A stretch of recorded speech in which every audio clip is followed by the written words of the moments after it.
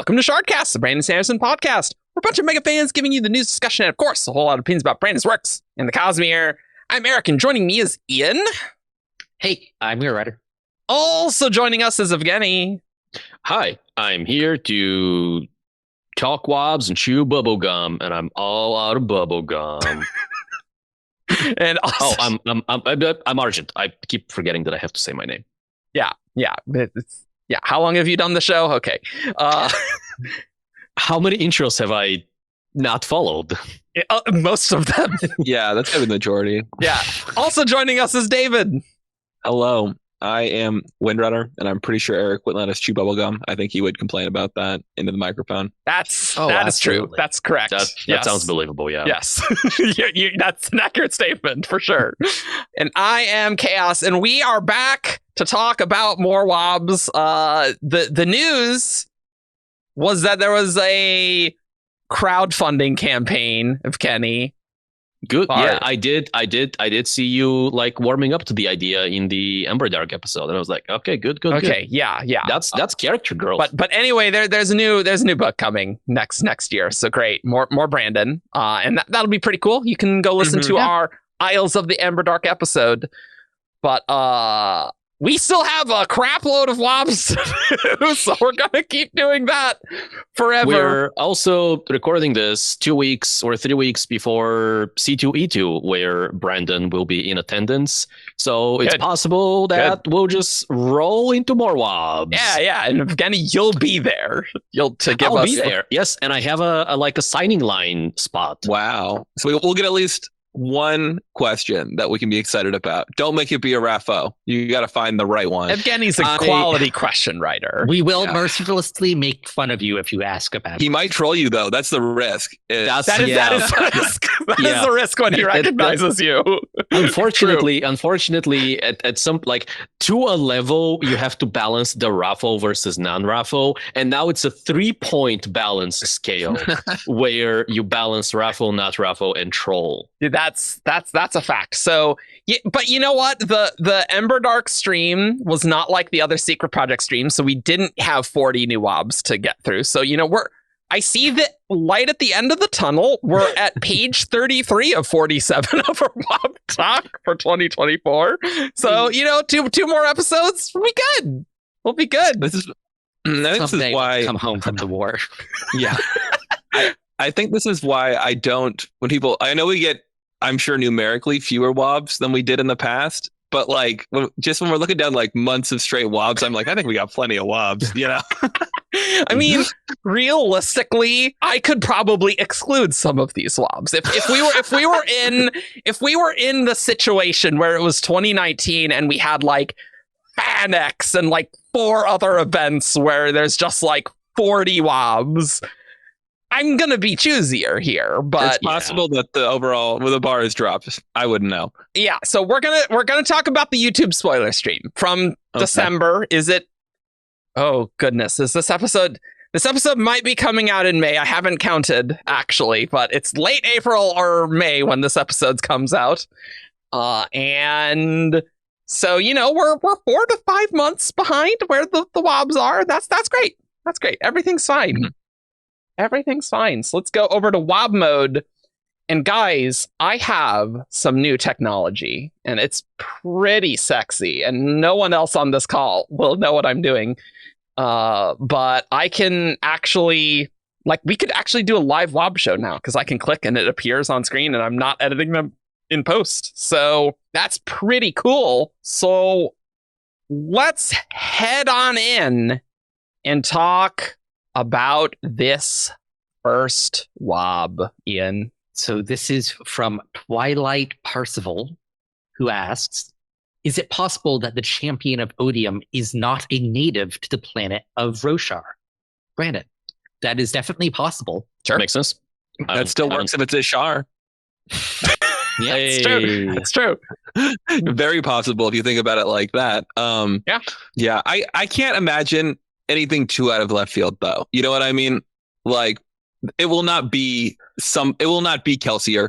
It will, that would be insane. Yeah, like it's he's not gonna. Hopefully, I would trust Brandon to not pull something so far out of the context of Stormlight that people are like, "What is this thing?" You know, like it's not gonna be a Khandra. Oh, my champion is actually a person from this planet that you haven't heard about, from a species that you haven't heard about, that has mind control powers. He's just all like, pure. Oh no. He's just all pure crimson spikes, you know, just pure spikes. Just like take a creature of a crystalline creature. It's actually Twin Soul. It's Twin Soul, actually. It's actually Twin Soul, yeah. Well, that'd be valid then. He's like, I've come a long way. Except that would happen before the Lost Metal. Yeah, Lost Metal is him atoning for him being champion. Yeah. There we go. Obviously. Cracked it. Nailed it. Evgeni, speaking of Kelsier, why don't you read this next one? Odium. And Odium. An unknown questioner asks whether Odium and Cultivation are aware of Thaidakar, the Lord of Scars, Kelsier. And Brandon says, Cultivation, yes. Odium, at one point. Depends on... Is Teravangian aware? That part's a Rafo. Sure. Gotcha. I was like, did he forget? And I'm like, oh, okay, wait a minute. the guy died. So the separation of not church and state, but shard and vest. So like, yeah. Mm-hmm. Nice. The power is familiar. Yeah. Shard is familiar with Thaidakar, but Teravangian is not necessarily. Yeah, well, I feel like it probably wouldn't take long for him to kind of pick up the threads, though. Like the Fused have had dealings with the Ghost Blood, so like if he's talking to the Fused, they're like, "Yo, it's the Ghost Bloods again." You might not remember them, but it's like kind of, as soon as like he needs to be aware of Thaidakar, he will know who Thaidakar is. It's just like, that's true. When is it going to come up? Yeah, shard knowledge is insane. So yeah. It's I find it an interesting thing to play with. It doesn't happen as much in the books, which I find a little regrettable, but kind of the idea that shards can be everywhere, but are not. They can only be at one place at a time. And shards can know, not everything, but like almost everything, but they have to, but they don't know everything. So you have a limitless potential, but only so much. I would say they can be anywhere and learn anything, but cannot learn everything. And be everywhere. Yeah. Right. That was Aiden Alcium's job. Yes. It's like for people who've read the Dresden Files, like there's a concept in there called like intellectus. Which is kind of a limited omniscience where you have the potential to know anything like within your like realm of power. Yes. And it's very much if you need to know the thing, you know the thing, but you don't know the thing before you need to know the thing. Yeah. It's very Spren-like. Yeah, I was just thinking that. The standard Brandon, well, I'll tell you during the climax of the book, actually, but not before. Not before. Yeah. It's a relevant story moment, good sir. I mean, we've talked about before how, or at least I've talked about before, but it was on the show, so like other people were forced to listen to me about how this exact thing of Spren sometimes knowing things when they need to know them, but not before, could be a byproduct or a side effect of, well, Spren come from shards, and so there's this kind of this property of investiture, and its ties to the spiritual realm where time doesn't make sense or works differently or doesn't matter or is collapsed into a single point or whatever. So I'm legally obligated with you saying that Calvin is good with the spear because he will be good with the spear, and that's the law. Isn't that just being a natural at something? Like he doesn't know yet, but he's going to be really good at this. It's talent plus spiritual mumbo jumbo. That's what it is. For sure. All right, David, why don't you take this next one? Okay, here we go. So we've got one from Bye Nick. Bye. Bye. I'm going to leave that. Yeah, we'll leave that ambiguous. Is the shroud made of identity or of souls minus identity? The passage in Yumi seems to imply both. Brandon. we're looking more at souls. Souls minus identity is the path you should be going down. I mean, there's still some identity in them is the thing. But yeah. And I think that's a pretty straightforward wob. I would say that identity is not really so much a substance as a characteristic of things. Mm-hmm. So like that makes sense. And we definitely see the Shroud, like the individual nightmares do still have an identity because they can be turned back into the people they were when they get painted. So that definitely checks out. That's true. That's true. Yeah, this is referring to a specific passage Very specific in Yumi passage. and the Nightmare Painter Yes. that I don't have pulled up. That's exactly what I'm doing. Why? That's what I thought you might be doing. So this is referring to the line in Yumi where it's talking about how the machine worked, right? And it says, the machine immediately began feeding on them, destroying their bodies and harvesting their investiture. The result was the Shroud, sprayed into the air, left to rain down and blanket the land. A dark miasma literally crafted from the dead. Everyone's identities evaporated and transformed into this dark force. Imagine it like the tar that decomposed bodies sometimes turn into over many years of incredible pressure. The Shroud is that, except souls left as refuse from the machine's initial activation. And then it goes on to say that a soul can't be destroyed, it only changes forms and stuff. Which sounds to me like the editing of this passage is ambiguous. Because like this is saying, like it's equating souls and identity in some way, and it's also saying that the Shroud is identities, when in reality what it sounds like is the identity evaporates for the most part, and the Shroud is what is left over. Yeah, I think so. Yeah, what seems right. There's residual identity going on. Yeah, sure. I always think of identity as like there's a wob that compares it to a cryptographic key, but I think of it as like serial numbers or like filing numbers on a thing. So like you can scrub that off, and like weirdly in the context of this wob, like when there's a serial number and you like scrub it off, you are still scrubbing off a part of the thing. Like there is matter, in this case soul, that you are scrubbing off. But what is left is not like the leftovers of your action still kind of hold the shape of the thing that you scrubbed off a little bit. And so that's like residual identity. It probably doesn't map as neatly as that, but it's close. It's probably next to impossible to truly make something literally identityless, and especially when it's a person's soul rather than a ferochemical like attribute. Like I think that's easier, right? Obviously, but like this is literally their soul, their spirit and stuff like that. Their identities all over the place, and so you can get rid of like 99% of it, and there's this residual stuff. You're not the same at all. So I tend to think about it less like scraping off a discrete chunk of it, and more like, let's say your identity is like a bright red color, and you can like bleach that, and it will kind of fade away, but there'll still be like a little bit. You might still be able to tell that it once was red, right. And that would be residual from the process. A white soul once red. Yeah. It's a good chapter title. You should take that, Brandon. He's obviously watching this show. Obviously. Well, as he does, yeah.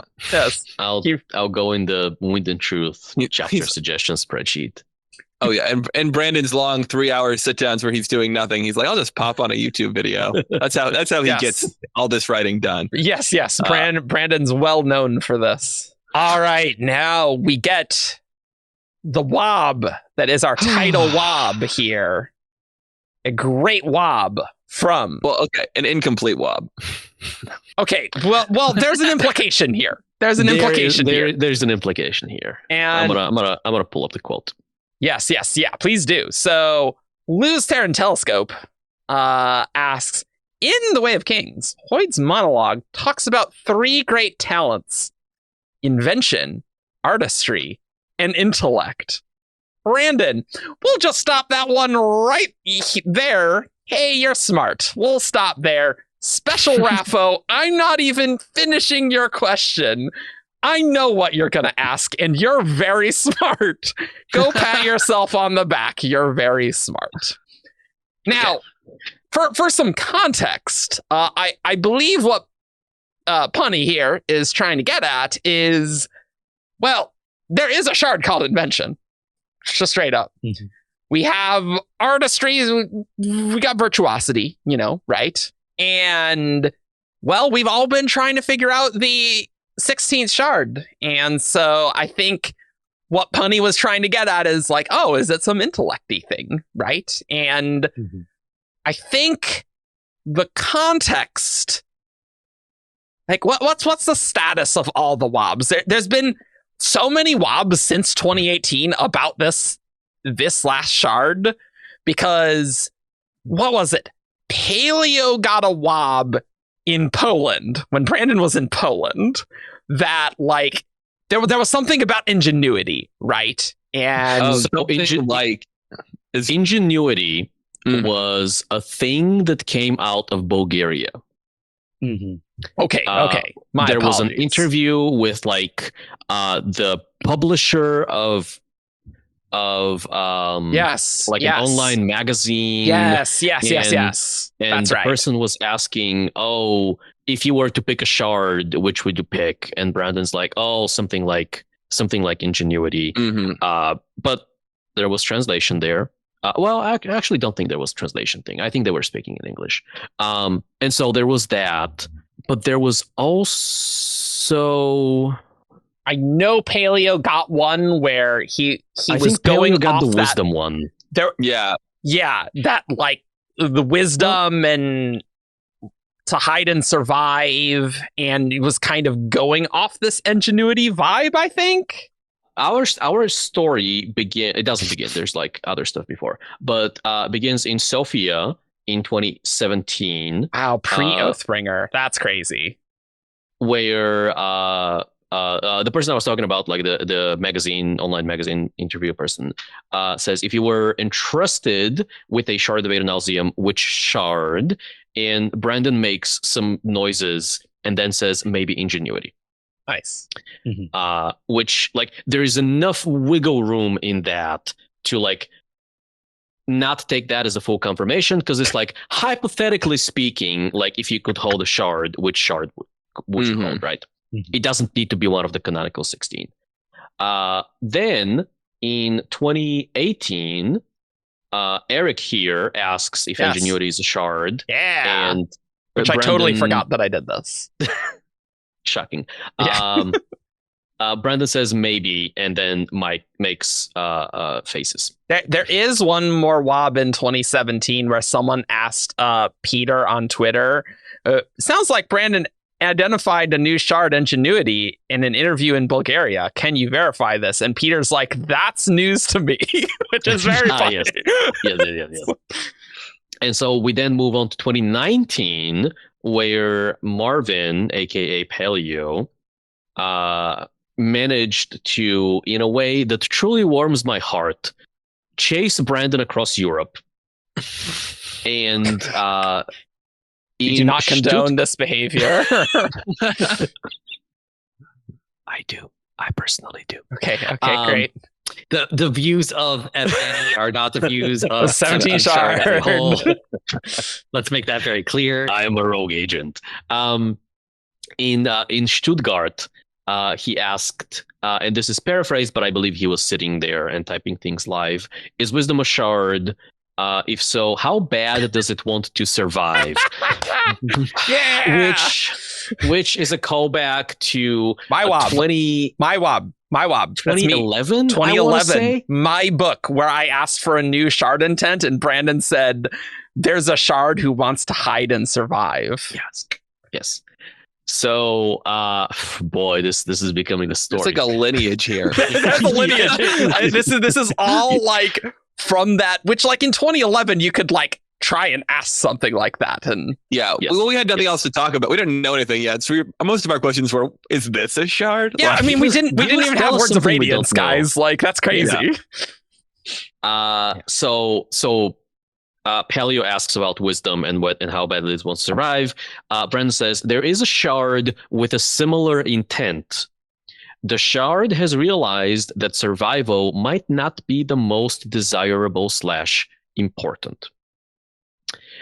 And then the story continues in Prague a few months later. Wow, he really was. Okay. Yeah, okay. Where Paleo goes, in May in Germany, you told me that, or I asked whether wisdom was a shard, and you said it was, or something like it, and that wisdom was close to an intent of a shard, and you also told me that it realized that survival is not necessarily the most important thing.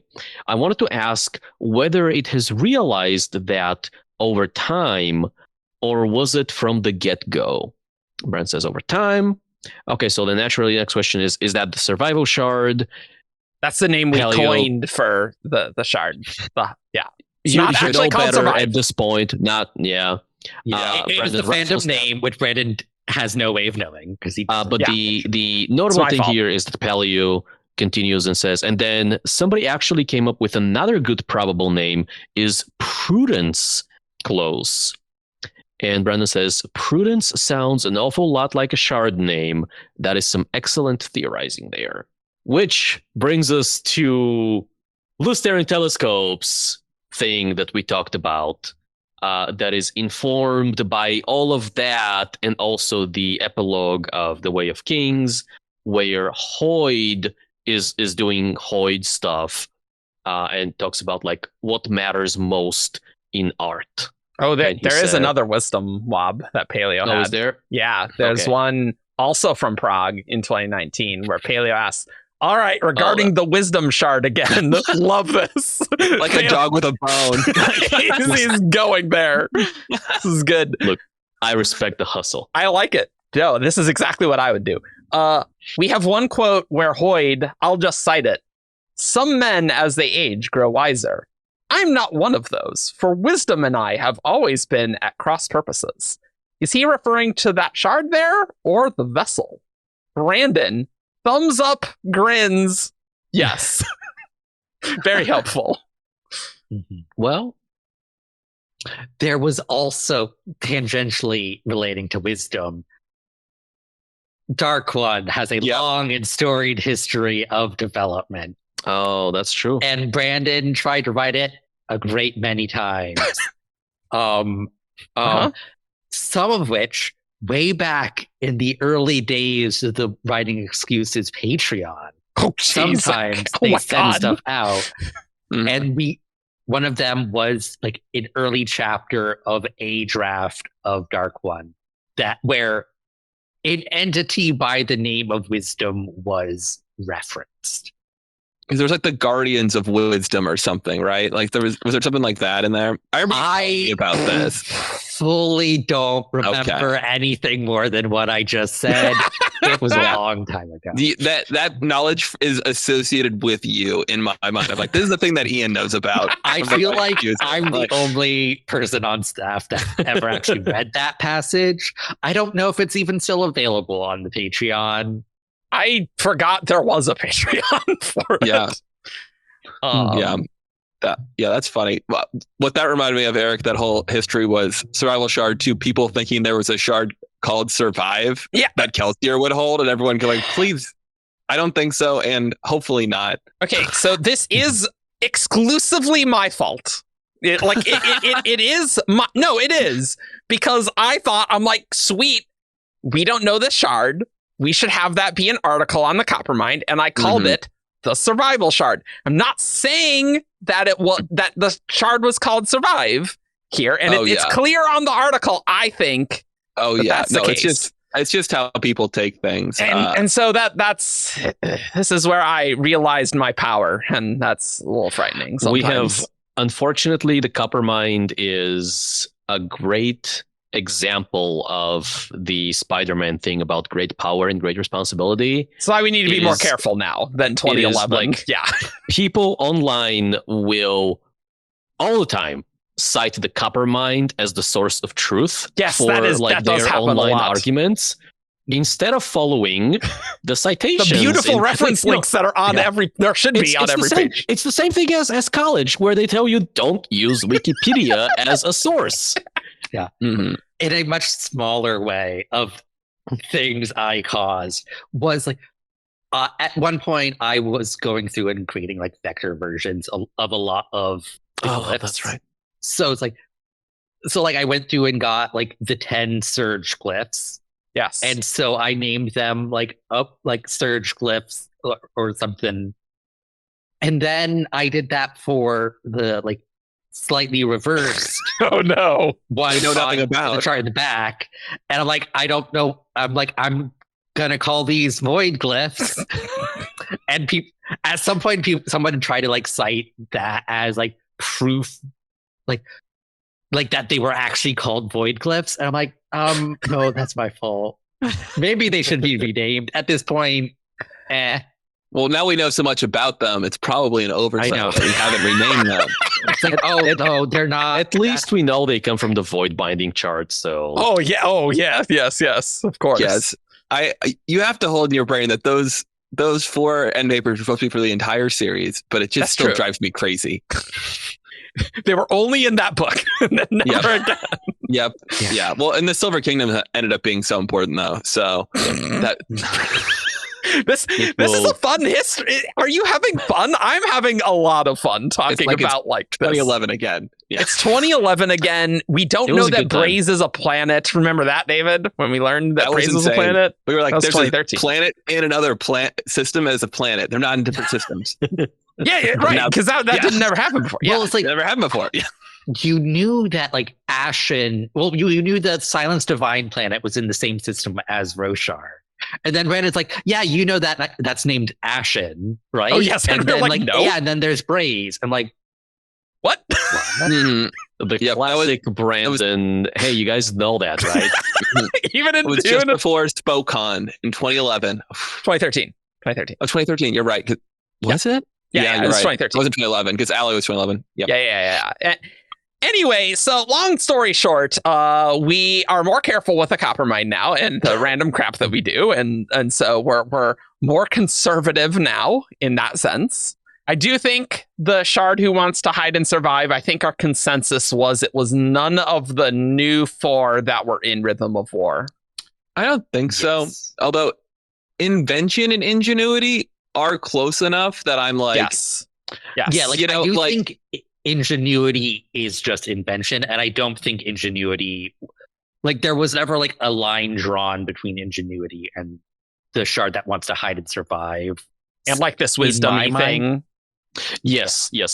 Okay. They're just 2 categories of like unknown Shard WoBs. Yeah. It just wasn't clear. Like they were kind of floating in the same space where you were like, they could have been the same thing, but we didn't. That was never officially put together. I do believe that Brandon just changed Ingenuity to Invention. Yeah, I do think that.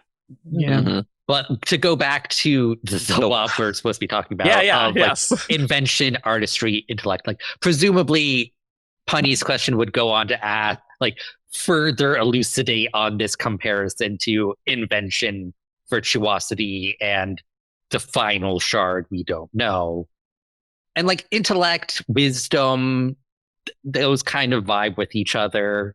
Mm-hmm. I've always been in camp Prudence. Prudence is pretty good. The Shard. It's a cool name. I don't know that it's as close to like intellect and like intelligence as it's much more wisdom.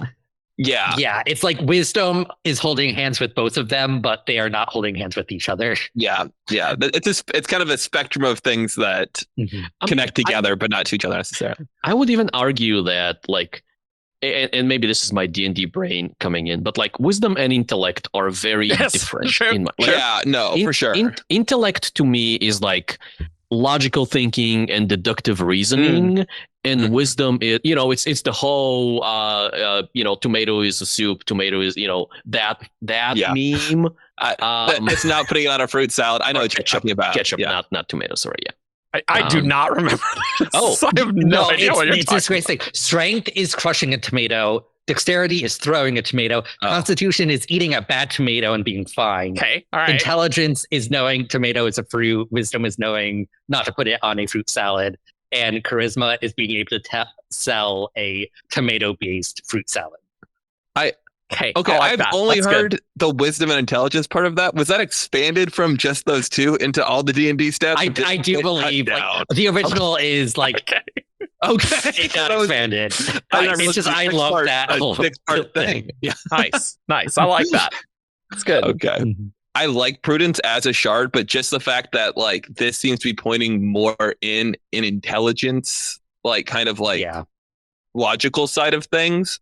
I feel like I lean a little bit away from that at this point, but yeah, at this point it is certainly trending that way, which this makes I kind of like that because it means invention isn't just pigeonholed as the science shard. Sure. Yes, is bad. I don't like that. Well, just like virtuosity is the art shard. That's also bad. Bad idea. Okay, so here's my question. That's kind of a tangent. Is what is a little bit interesting to me is that it seems like despite years of denials that there is going to be some sort of structure to the intents of the shards for you to categorize them a little bit. And it is certainly going to be in quadrants. And these are 3. So what is the 4th? Because we know all of them now. Yeah. Evgeni, did you whip up the actual Hoid monologue from this? Yes, I do have it. Maybe we should read that. Maybe there's context there. I did want to do that because people have been just pestering Punny with, "Hey, what did you want to ask?" That's true. Have we not put the entire question in just as a footnote so people can read that? Because that feels like a smart thing to do. Yeah, the WoB looks exactly as what's in our Google Doc. Let's take a note and yeah. But so yes, this is coming from the Way of Kings epilogue, which I will remind you, it comes from 2010 for timeline purposes. That's oof. And Hoid is hanging out in Kolinar and is talking about what matters in art, right? Mm-hmm. And he goes, "What do men value most?"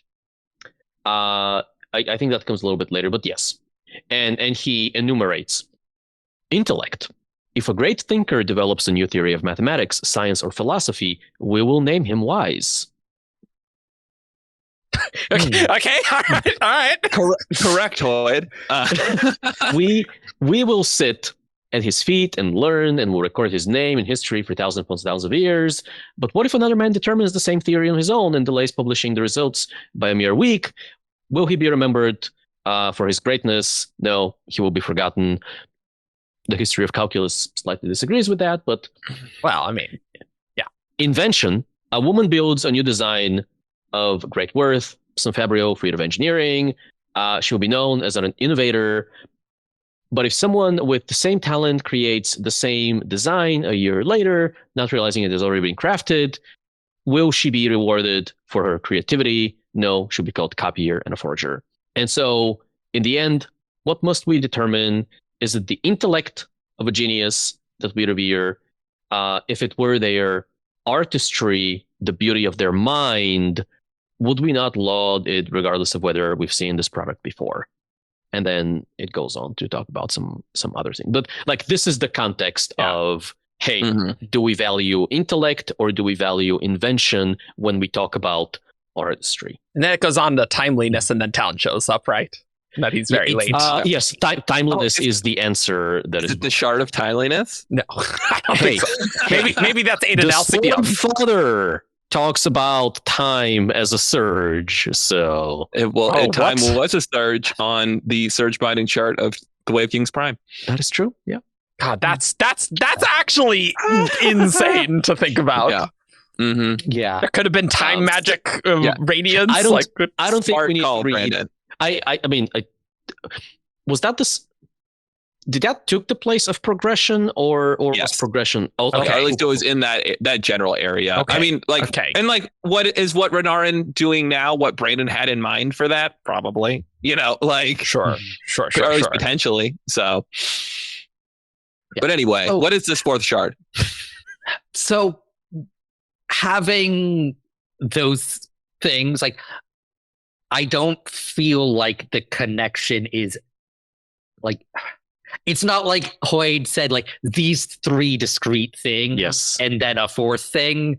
Like invention, artistry, and intellect were all kind of muddled together, which Yes. I feel is different. So I agree. But I have a feeling that Brandon heard the question he thought he was going to hear. Yeah. And answered accordingly. I do also find it interesting with the intellect that Brandon is linking an intellect to wisdom thing. It's not like that harsh D&D stat distinction necessarily. So yeah, it's definitely plausible that whatever this wisdom shard is more on this intellect side, and it'd be like a synonym of any number of these things potentially, right? And the reason I brought up the 2010 is because, like, in context, like, if we are very likely that Brandon had the idea of what all of the shards were, like, conceptually, like on a large level, on a high level in 2010. And so it's possible that in 2010 it was artistry, quote unquote, intellect, quote unquote, and invention, right? And then over time, iterating the names, that morphed into, hey, what would be your favorite, or what would be your shard? Well, intellect is now ingenuity, and so he says ingenuity, or invention is ingenuity, or whatever. Yeah, sure. And then, hey, is wisdom and like the cross purposes thing? Oh yeah, okay, yeah. Wisdom and intellect are the same thing in my mind. So, yeah. It's like, because we know basically until a shard name arrives in print, it's subject to change. Yep. He took a while to find like he knew it was a synonym of love, but he didn't reach devotion. Yeah, that took a while. Yeah, like because we pestered him about it constantly. Like, so like, maybe at the time, like he had the vibes for all of them, and it might have had artistry and intellect in mind, but he found a better name for artistry. Hopefully, he's found a better name for intellect, because I don't super love that. Intellect's as a a little lame. Yeah, that needs to be buffed up. That's like calling Odium hatred, and I'm like, you know, that would have been so on the nose that it would have been exactly. I don't think it would have worked. Like, so it's like the father of hatred. Hey, you wanna hear a fun? I think I've told some of you about this, but I was a little involved in like the Bulgarian editions for Brandon's books have gone through a journey, and I don't know if that is still the case, because some like rights have changed hands, translators have changed. They are now in the hands of people who I find are much more passionate and loving of the works. Yeah. But the original translations of the Stormlight archive don't use like odium or hatred or any of that. They literally call him the evil or evil. A little more. Okay, yeah, all right.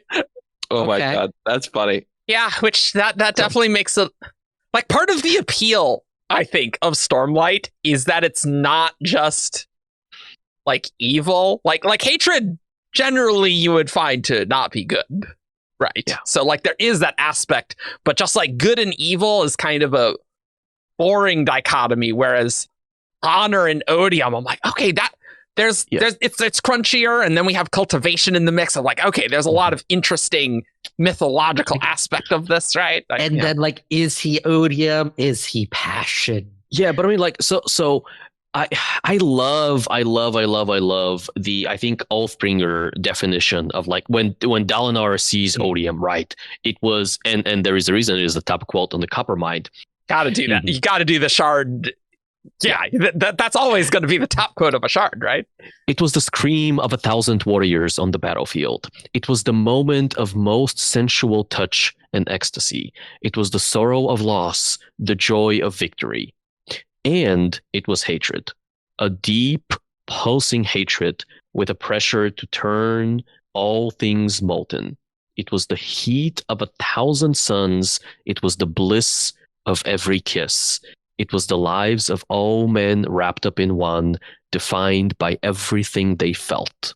Chills. I'm feeling chills right now. It's so good. So it's not just like evil bad, hatred bad.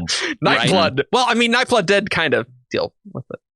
You know, Nightblood is not nuanced. I'm just saying Nightblood killed Race, so it's somewhat amusing in that sense. But that Rhythm of War translation must be fun in that way. But oh yeah, when they're going, I must kill evil, and then he's used to kill evil, and you're like, there you go, mission accomplished. Nailed it. He did it. Yeah. It's like the translator tapped into fortune and knew. But I will say, I wouldn't be surprised, and I have no idea, but I wouldn't be surprised if in whatever doc from the late 2000s that Brandon has listing out the shards, he lists these synonyms and some of that description of what the shard is. Like, I'm sure he obviously makes it much more fancy to work in the text, right? But like, what does odium mean? What does invention mean? I'm sure he has like a quick description that can be expounded into something badass like that, right? Like, I think that's very plausible. And so when we ask him, what is this shard's name? He's probably thinking about all of these elements to the shard, and maybe not just like, man, what word do I call it? That's it's a good question, you know, and is just percolating on it until he's finally comfortable, and then he just dumps 4 of them on us in Rhythm of War. Yeah. You know, so you got to get them out there. People got to know what the shards are. Yeah. But the Dawn shards are the new frontier. Well, see, we need the 16th shard, then we need the 4 Dawn shards, and then we can start. Then we can finally do a video where we start making quadrants, guys. Like, for real. Yeah. We'll have to do we should do like a draft or something, you know, where we're like, all right, here's my bracket. Here's my shard categorization scheme. And I mean, if we are to accept that like something intellecty, wisdomy is the 16th, we can do this now. That's true. No, I was actually kind of doing that. I will just point out, we've only gotten through 4 WoBs this episode. We should be moving on. This WoB is this episode. That is true. Yes, but didn't we learn a Dawn shard from this? That one of them is the Dawn shard of that which men value most. No. Damn.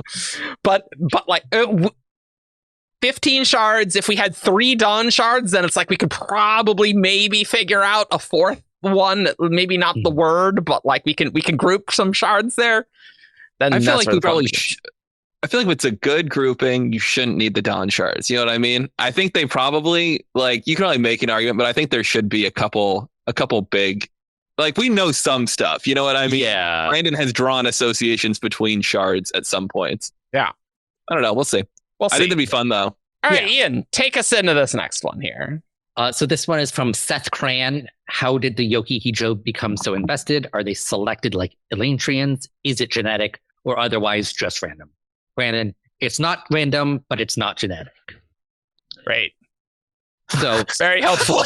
Which, like, I think it's just like the community chooses through whatever arbitrary means that like this girl is a Yoki-hijo and then she's a Yoki-hijo. There's a falling star that indicates upon birth that someone is a Yoki-hijo. Does that happen with every Yoki-hijo, or was that just some random thing that happened when Yumi was born? And that hey, that's a sign that she's a Yoki-hijo. My impression was like that was the sign of the birth of a Yoki-hijo, but I could be wrong about that. Yeah, I'm not sure about that. I'll look it up. I totally forgot that. Yeah. Talk amongst yourselves. Yeah, I remember like I wob like before like Yumi was announced. Brandon talking about like a magic system where it's like the community. Yes, someone. I remember that. And I always had the impression that was the Yoki-hijo. I don't know about could that, see though. that. Yeah. So do you think they bestow a gift of investiture on a baby like like a god king? Like, I think the community doesn't understand what's happening, but like there are like weird spiritual mumbo jumbo happenings that like get triggered when like they view like a child as a Yoki-hijo. I don't understand what the mechanics of any of this would be. Cool, great. I just keep thinking about that would work. I just think that's what's happening. So, or maybe it's a falling star, Ian. No. Okay, here's what it says. People can take it if what they think or not. It's not that clear cut. Let's see. Yumi did believe in science. She had to. An omen had been the single most important event in her life. At her birth, a falling star had marked the sky, indicating that she had been chosen by the spirits. Yeah, that can go either way, right? So I do find that interesting. Like, I do think there's a route here where like just the spirits choose people for some reason. I don't know. And that was how I was thinking of it. And then the spirits invest this person with a massive amount of power. Why? I don't know. What criteria are they looking for? I don't know. Like, who knows? It's hard to say. Well, and like, it's definitely interesting. I kind of wondered if like they kind of got merged with a spirit in any way. You know what I mean? Ooh, like, I'm curious where that investiture came from. And then it kind of stopped as well when the spirits were all trapped in the machine. Doesn't seem like any other Yoki-hijo were born. But it could be that the spirits just weren't doing their spirit tasks to make one. I don't know. I think the spirits are an integral part here. I mean, yes, maybe they're just like looking around and like investing the people that are picked as Yoki-hijo. Yeah, not impossible. Isn't there like I'm gonna keep doing my stupid shooting star thing, like one of those like scraps from the destruction where someone is talking about like something coming from the sky? That might be just the souls though. But it was it was like chunks of a dead god or something. Yeah, you know what I mean? Yes, so maybe there's like a shooting, chunks of virtuosity fall out of the sky sometimes, at the right time. And just land on and invest a little baby and make a Yoki-hijo. David, I think that's a great working model. That's what I'm saying. I've got a mechanism. I've got. I don't see any problems. Powerful magic of all. Spiritual mumbo jumbo. I mean, to be fair, there could be maybe the spirits bringing it back. They're like, this person's a Yoki-hijo because they will be a Yoki-hijo. Exactly. And they know. Or maybe it's like tapping some fortune shenanigans and that like, this is going to be a really important person. Destiny, maybe. Destiny. I don't think so off the rails. I love it.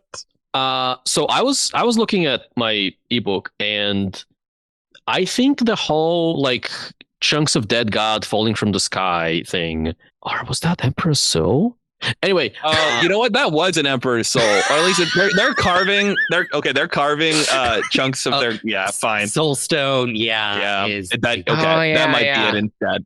Okay. Well, not everything falling from the sky is the same, David. I should know that too. Well, because there is so a thing like meteorites. The nightmare came from the sky and stuff. So like there was some stuff here. Anyway, so maybe your working model it's not quite as solid here. There's just a few more. We need the missing link, but I think we've got some solid pieces there.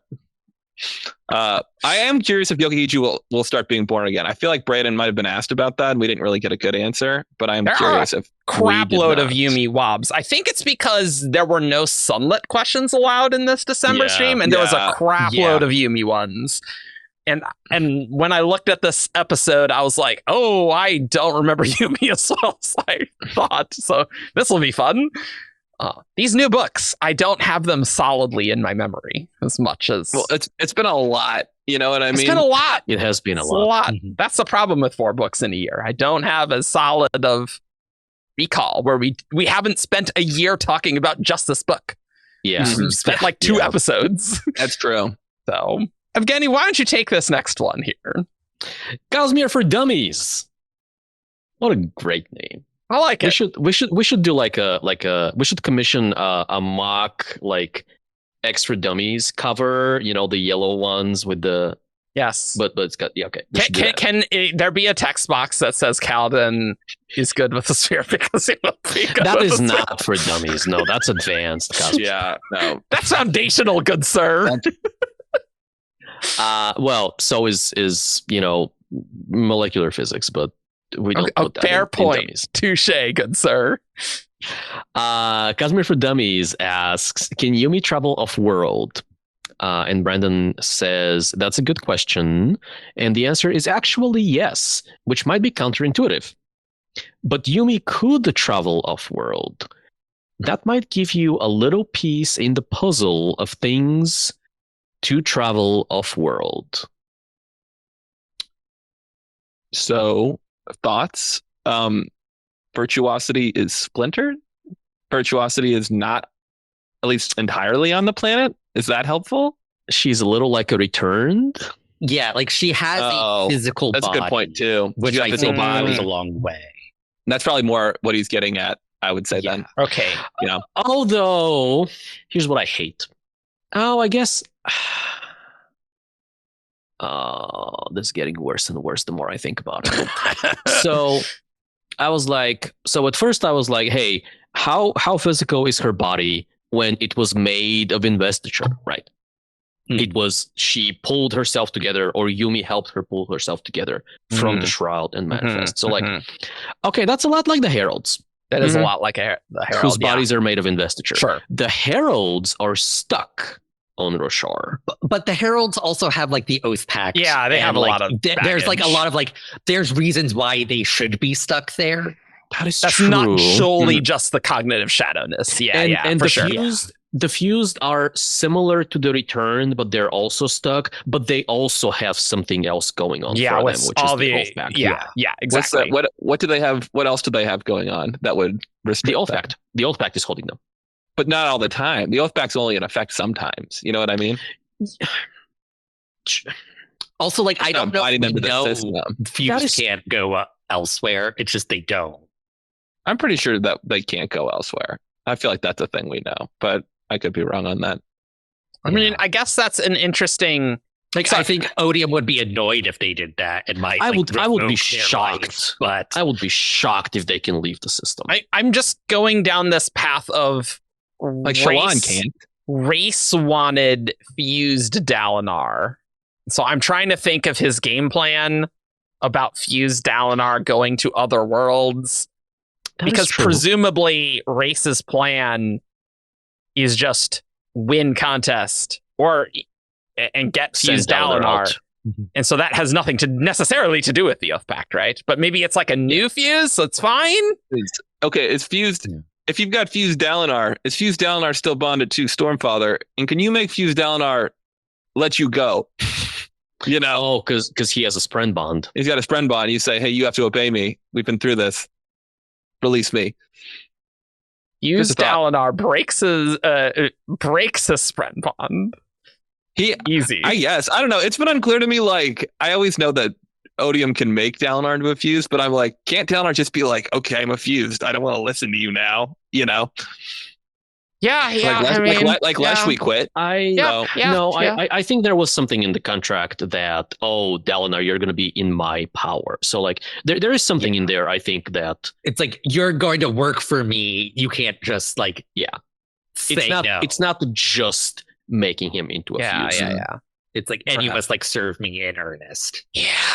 You have to give I don't think that's it. Good old college try. I don't think that's in there, but I either think that's way. the intent of the contract. Oh, I did have a related point though, is comparing the returned to Yumi specifically. Brandon has talked, I think, about how breath is investiture that can go off world because of it. The fact that it is endowments investiture, it is a gift. And so you are kind of able to do what you want with it. And so I think that is also possibly a reason that the returned are able to go off world so easily. And so maybe Yumi, maybe you would assume Yumi wouldn't be able to, but I don't know. Endowment is also whole, but I'm probably not going anywhere with the splintered versus whole thing, but I don't know. I do think it's an interesting idea though. Because we also know Sions can go off world. Fine. True. That's true. And if anything, those are more like Spren pure investiture things. Well, Sorry, the thing Just that's like that in its own is weird. yeah. It's like, which I've always viewed like there's something special going on with the Sions. Yeah. I mean, that's one of his Elantra sequel hooks here. How are Sions made? Here's a question. We're just talking about this generally. Is the Sion box just fully a fiction? Like, was that just not a thing that they needed, and they were pretending that was, or did they need to use it to get it there? And now that it's there, it's fine. Or because like my impression was the Sion box that was given to like Shalon. I think that was just so like she couldn't see that it was a Sion. Right. It was just magic box that could speak. And if you open it, it'll be destroyed. So don't. Like, hey, there's this weird spread in here. So here's the problem with that. She remembers having seen a similar box in her childhood. So was that? Yeah. That's true. She does. Yeah. That's right. I was just like, great. Add that into the list of Shalon past things. Great. Yeah. Cool. So was someone else, like her father or her mother, like scammed into, or Luesh scammed into the same thing? You guys remember Luesh? Huh? All the really remember Luesh. Yeah. I literally.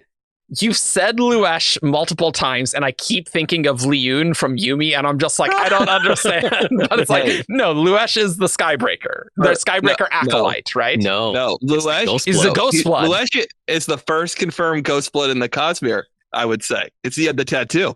Right. Okay. Sure.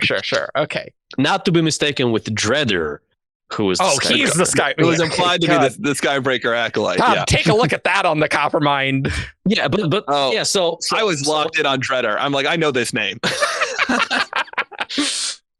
And so like if this was meant to be, here's a mysterious device that can talk to people across distance or whatever, then someone else must like maybe what's happening here is that the low level Rosharan ghost bloods are not allowed to know about Sions. They are allowed to. Here's a box, and this box can speak with other people, and that's all you know. Yeah, well, and I guess part of it is there's part of it where I'm like, okay, well, if you got a Sion, isn't it more valuable as being a Sion and like potentially doing other tasks for you than just keeping it in a box? But it's also a little unclear to me, based on how that Sion seems like it's kind of messed up. If maybe like this doesn't let the Sion go places, you know what I mean? Like maybe this isn't entirely like a willing being in here. So you've got a box that you keep it in. Yeah. Like we know like Sions are like one of the only ways to get an Ansvil in the early Cosmere. Yeah. Mm-hmm. So, which is why I don't think like they would need the box to like move them. Like I think there's just weird things going on with Sions because they also like they're still a floating ball when in the cognitive realm. Like they don't have like different forms, so just like weird stuff's going on with them. Anyway. That's true. Like they don't get people shaped like Spread.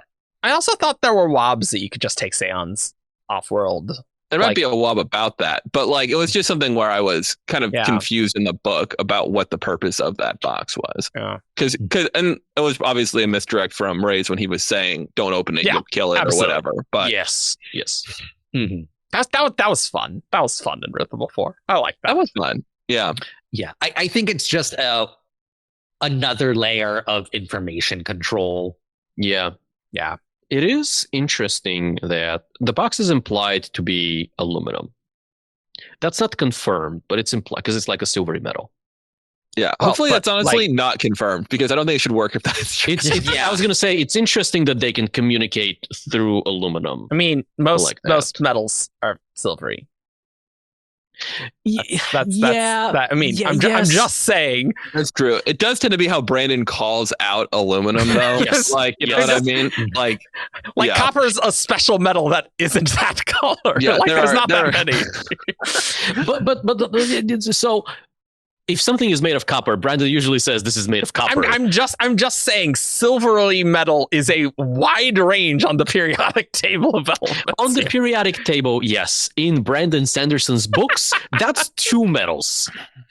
3 metals. Yeah. Silver, aluminum, and dragon steel. Yeah. Okay, sure. Good point. Solid. But it shouldn't work if it's aluminum. Maybe it's a dragon steel box. Maybe we haven't really We haven't really It considered has that scratches fully. on it. It does have scratches. Maybe it was cast with scratches on it. To look The old. mold had, or no, I don't know. It's been too long since I read the excerpts that were released like 6 years ago or something. Long time. Yeah. Yeah, Okay, I should we'll read reread Dragonsteel soon. Prime, I guess. Yeah. We will have an episode on Dragonsteel Prime. I think we will read and record that episode sometime this summer, maybe. I think that's reasonable. Something yeah. like that. Yeah. We got to get through all these WoBs before we. Yeah, we've had a couple people read it so far. We haven't had people read it, Yeah, I mean, this one's going to be much more interesting than Way of Kings Prime because there's actually like lore with like, other stuff. Okay. So I think that will there's lore have in Way of interest. Kings Prime. It's just not lore we care about. Well, yeah, but like most of it's like retcons and stuff, and so Yeah. at least this is like, ooh, Shodell, right? Like that's inherently more interesting. I feel like, right? Yeah, I just know that it's got another version of the bridge floor plot in it, right? Yeah. Oh, it's the same. It's the same thing, and like those sample chapters exist.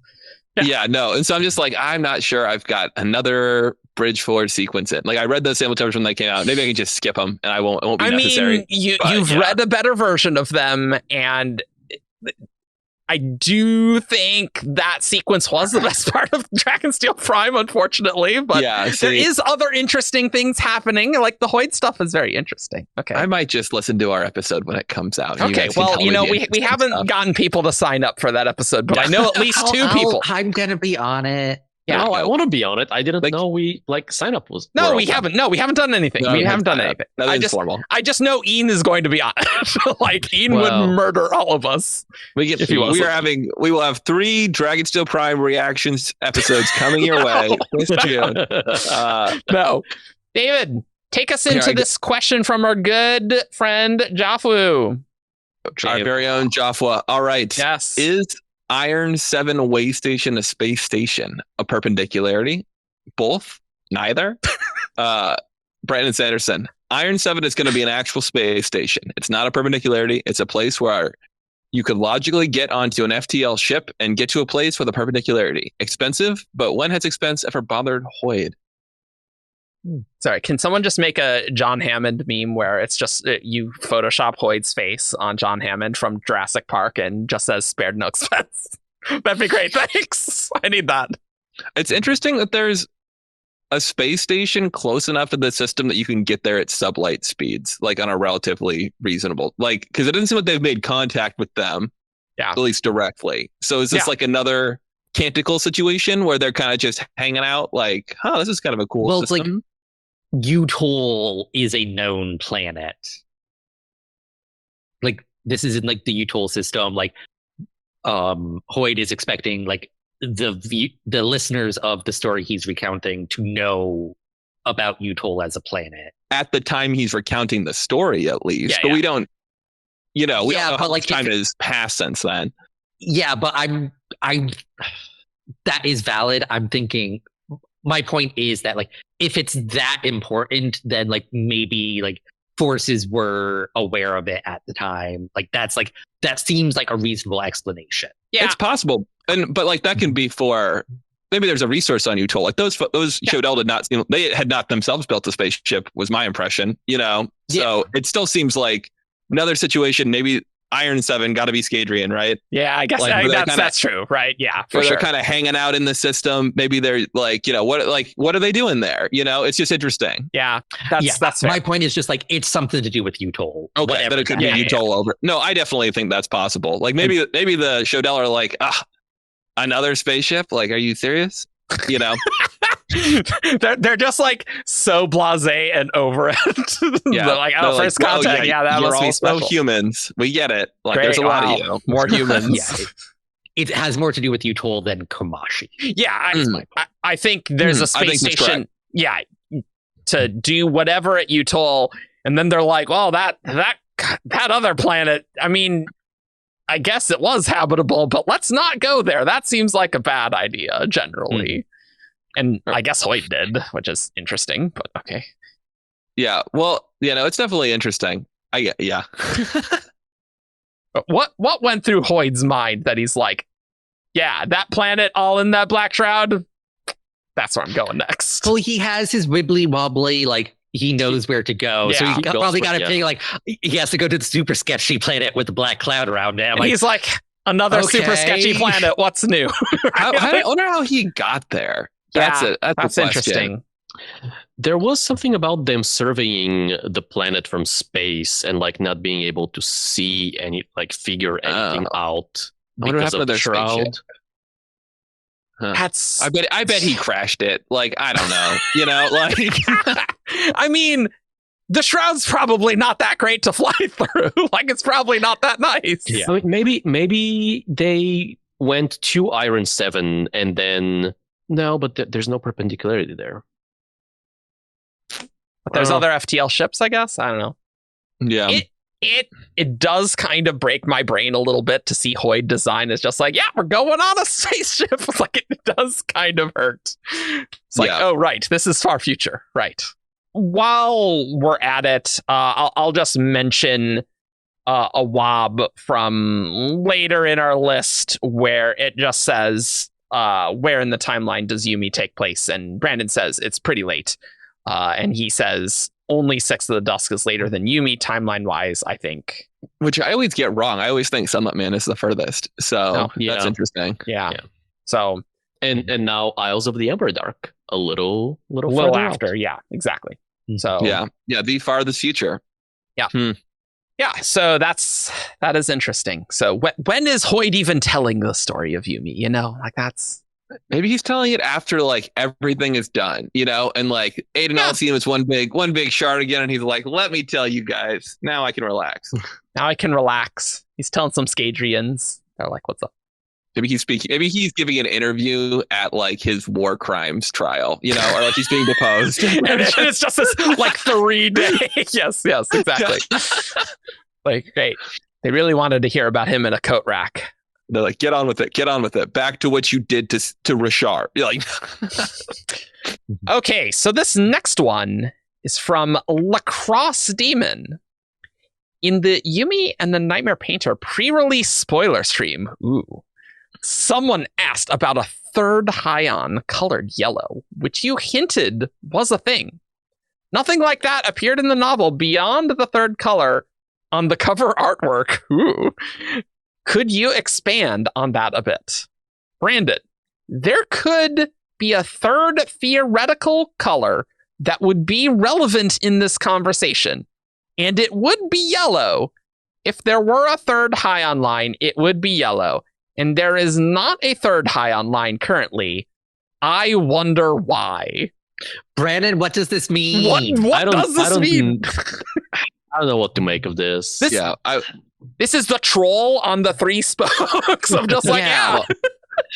yeah. Well, and this is one like behind the scenes a little bit, though. It's kind of a funny one because people were asking about that third hion line when we had already read the beta version, and Brandon kind of gave a like, "Oh, like, you know, you might see something like that," and everyone who read the book was like, "What is he talking about?" Like, And now we're like, what are you talking about? We still don't know, but We have no idea. Yeah, because like Brandon has spoken about, like the bifurcation of the hion lines is related to like the push and pull dynamics across the Cosmere, and Virtuosity just plays with that a bit more. Yep.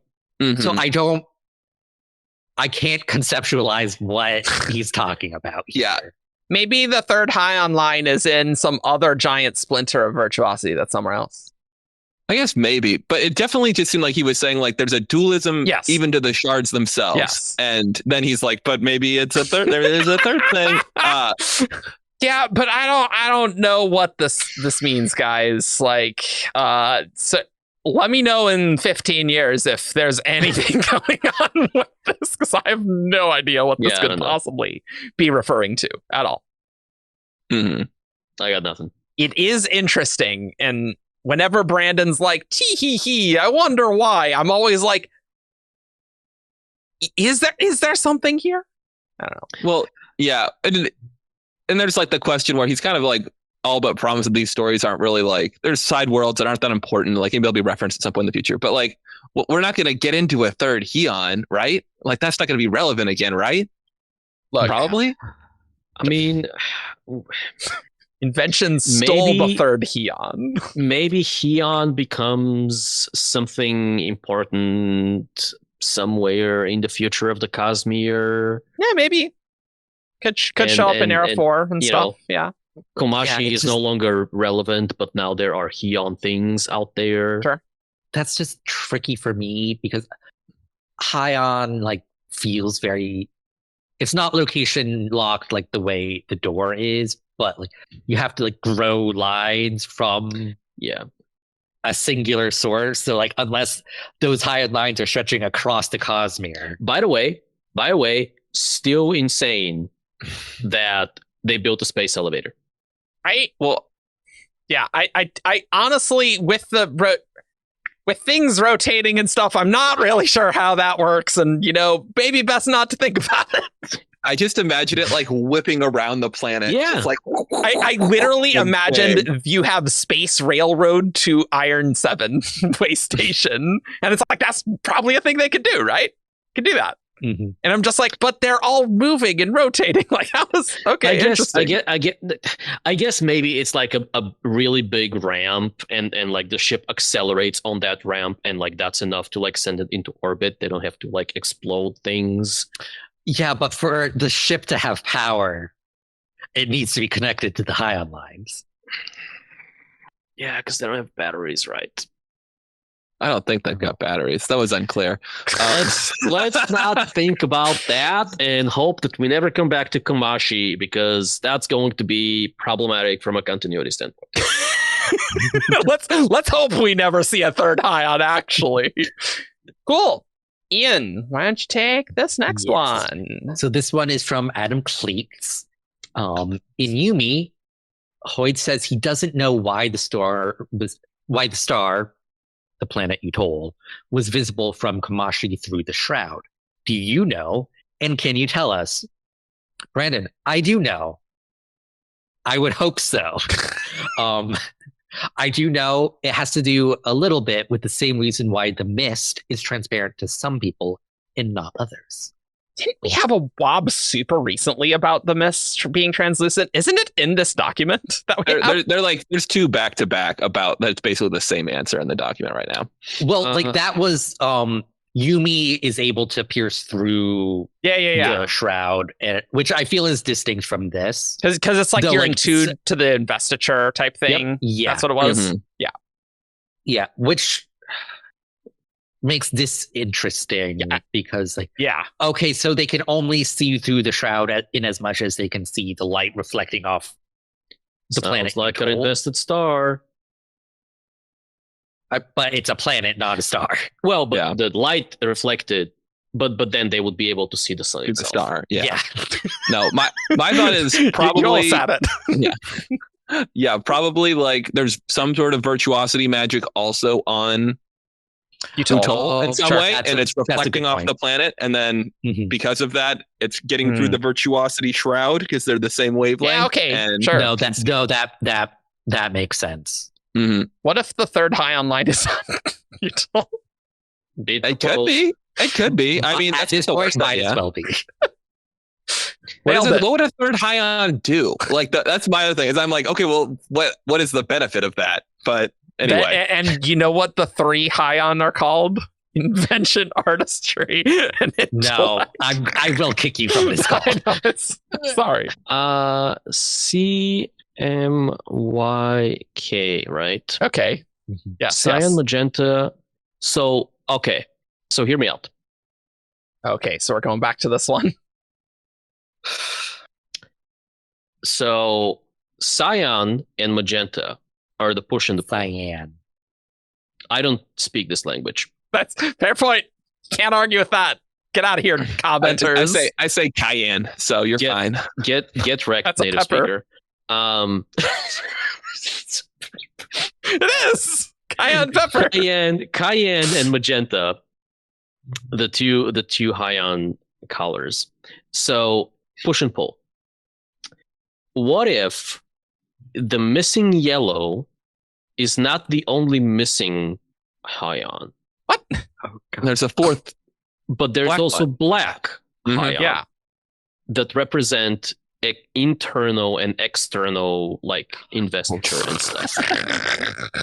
Well, I had been thinking earlier that it was interesting because we see their souls turn into hion at points, you know, when that breaks into those two colors when it gets it goes to interact with the like the prototype machine, or when Patron almost gets eaten. When it goes through the machine, I'm going to just say corrupted. People can debate that, I don't know, but like kind of like Nightblood. You know, it comes out as a black color. So the corrupted version of this investiture is black, and so that does lead me to think, okay, maybe you can do something else to it, and that's how you get the yellow coloration. If it's supposed to be a spectrum of all four, just a thought. But it's not really a black hion; it's just that investiture, but black. Let's move on to this next UTol question. Copy that. Well, they tried to silence me, but they can't because I get the next question. Yep. Questioner asks, will UTol be significant to the future of the Cosmere? And Brendan says, potentially, depends on what I end up writing.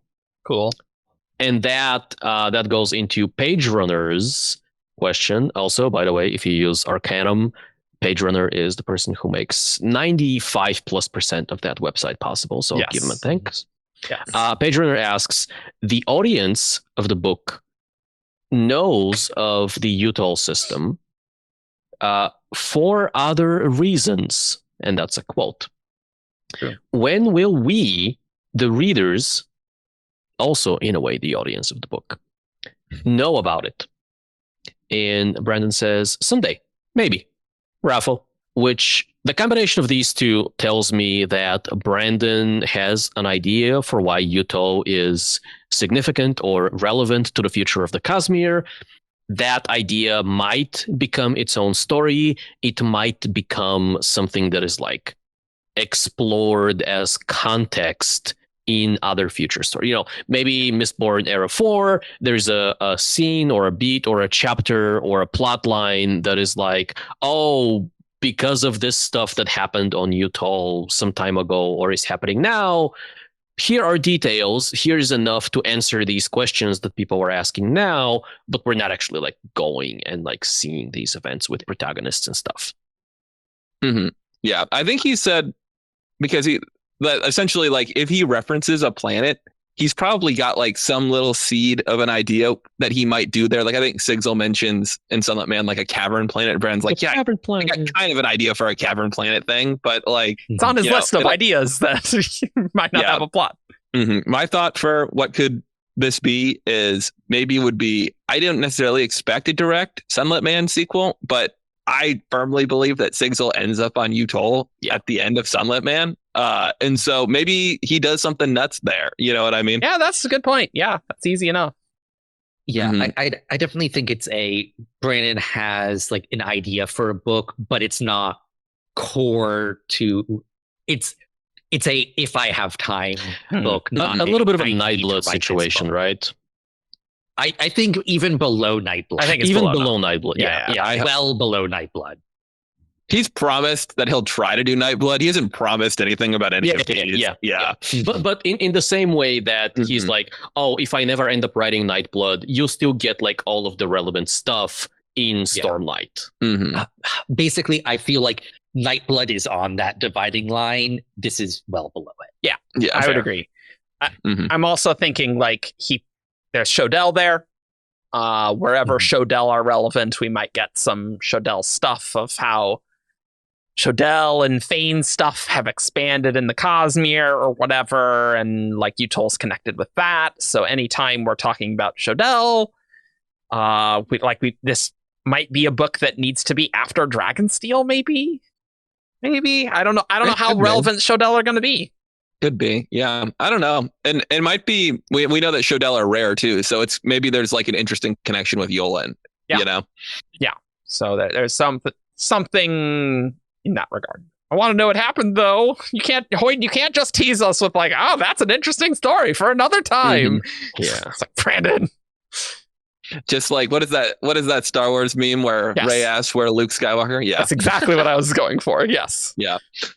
Okay, jumping back into it with a question that I got to ask that I've been very stressed out about since it's not an important one that I've been very stressed out about since the very first time I read the books. Because I really liked the giant birds. Despite my general dislike of birds, I thought they were kind of cool. Giant crows. Yeah, those are cool. Those are cool. Like, yeah, it was, and like all the like when you look at some of that art, like when Painter and Yumi are floating in the tree, like all like the bugs and the butterflies and all that stuff. It was just so cool, and I kind of imagined the end of the world. I'll just read the WoB instead of pre-doing it, but here we go. After the Shroud was destroyed, it said that some of the floating plants survived and were able to grow on Komashi. Is it your intention for the birds and butterflies and insects and such to have also survived to present day in some way? Brandon, yes, I intend that you can find a place on the planet where that would still be the case. Give it a little bit of time, but then yes. So we still have giant crows at the end. How did the giant crows who are predators survive? Okay, interesting, but you know, it's possible. It's possible, Eric. We're gonna big win. Yeah, well, and also my like pedantic like science perspective on it was like you're gonna need pollinators, Brandon. Like you can't just like have the plants. You know what I mean? Like an ecosystem doesn't exist in that way. You can't pull individual discrete pieces out of their context and have things work that well sometimes. Brandon's gonna make it work. So it's like magic. You can't cheat by having God do it this time. No. No harmony here. Nope. Hey, just you wait. Maybe harmony comes to the UTol system and just fixes the ecosystem. That would be great if he became like the environment shard. And he's like going around like creating he's like bids because he's like there's not enough of these. Like come on. Well, it's like he has practice fixing the broken ecology of a world, and he like it just keeps happening out there in the Cosmere, and someone needs to fix it. Goes and just beats the living crap out of Odium, and is like the bees, man, the bees. There's another meme. Make that too. Get on that. Let's go on to our.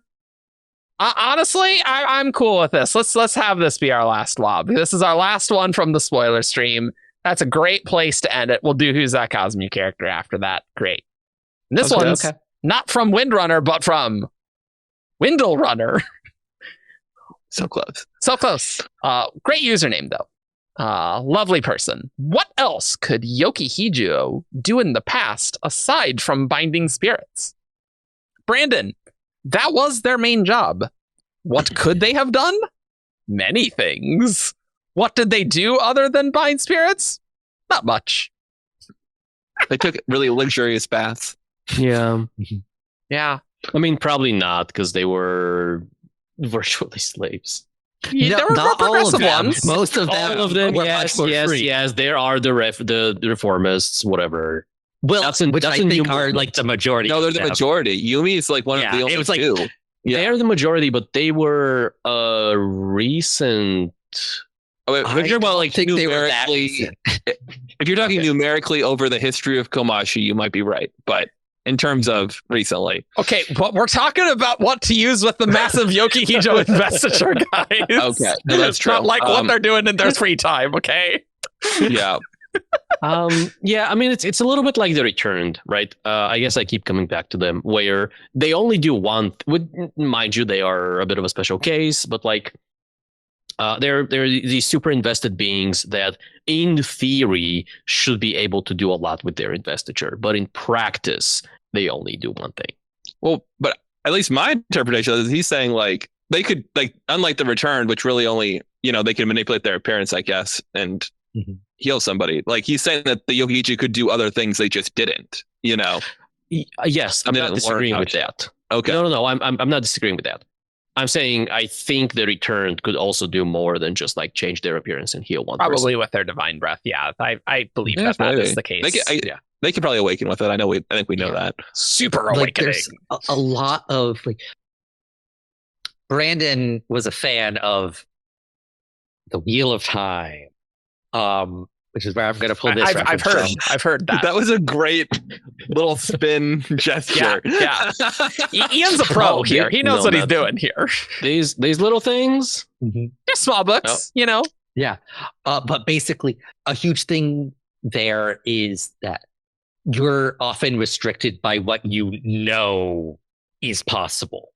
So yeah, the Yoki-hijo our jobs is to bind spirits. They weren't necessarily out there trying to figure out what else they could do. Sure. So it was like, could they have done other things? Yes. Did they know they could do those other things? No. So they didn't do those other things. Sure. Mm-hmm. Yeah. That's very believable. I was just trying to think of other things they could do. What do we think is in their power that they might be able to do? But I'm having a little trouble. I mean, like, I think manipulation of connection is something they would be able to do. I wonder if they could do cool things with Spren, Yeah. Like, could you convince a Spren to manifest as like maybe not a Nahel Spren, but like a lesser Spren? Could you do something interesting with that? Yeah, I think something along those lines. I mean, the thing that gets me is that the father machine is essentially it is an awakened machine, just not with breath, right? Yeah. And so that makes me wonder if there could be some Yoki-hijo awakening version, right? Because that is a thing that is possible on that world, but we don't really know the mechanics of how that works at all, really, right? So it's really hard to say. Because I think some of it boils down to commanding investiture. We touch a little bit on that in Sunlit Man, but kind of the idea that if you know what you're doing, if you have the right intent, if you are highly invested, you can literally tell the investiture thing like what to do. Sure. Reminds me of like almost soul casting. I'm not saying it is soul casting, but you're like commanding a spirit to be in this form or whatever, things like that. Yeah, I think soul casting is a little more cognitive than what I'm imagining, but yeah. Because at least the way it's presented in Stormlight is almost like a dialogue. I mean, it's literally like a dialogue in a lot of cases. Where I'd love to see either more Yasna of that. or Shallan would go, "Hey, do this thing." Well, I wonder. Here's a thought: it's kind of like maybe like a hybrid sort of soul casting awakening thing, where you summon a spirit with your rock stacking, and instead of like being like, okay, turn into a flyer, you're like, okay, I want you to awaken this piece of cloth. You know what I mean? Or I want you to go into this machine that's going to become the father machine. Yeah. And invest that and wake it up in some way. Like I could see you asking the spirit to do that instead of become an object and manifest, I just want to go back to something Evgeni said. Okay. Which is like the whole, like, if you like hold a lot of power, you can just like tell investiture what to do. Because that does tie into the literal word investiture. Like it's, I pulled up the definition, and it's like the formal bestowal, a classic Shardcast move of rank, office, or this is getting basically it's like being invested with authority.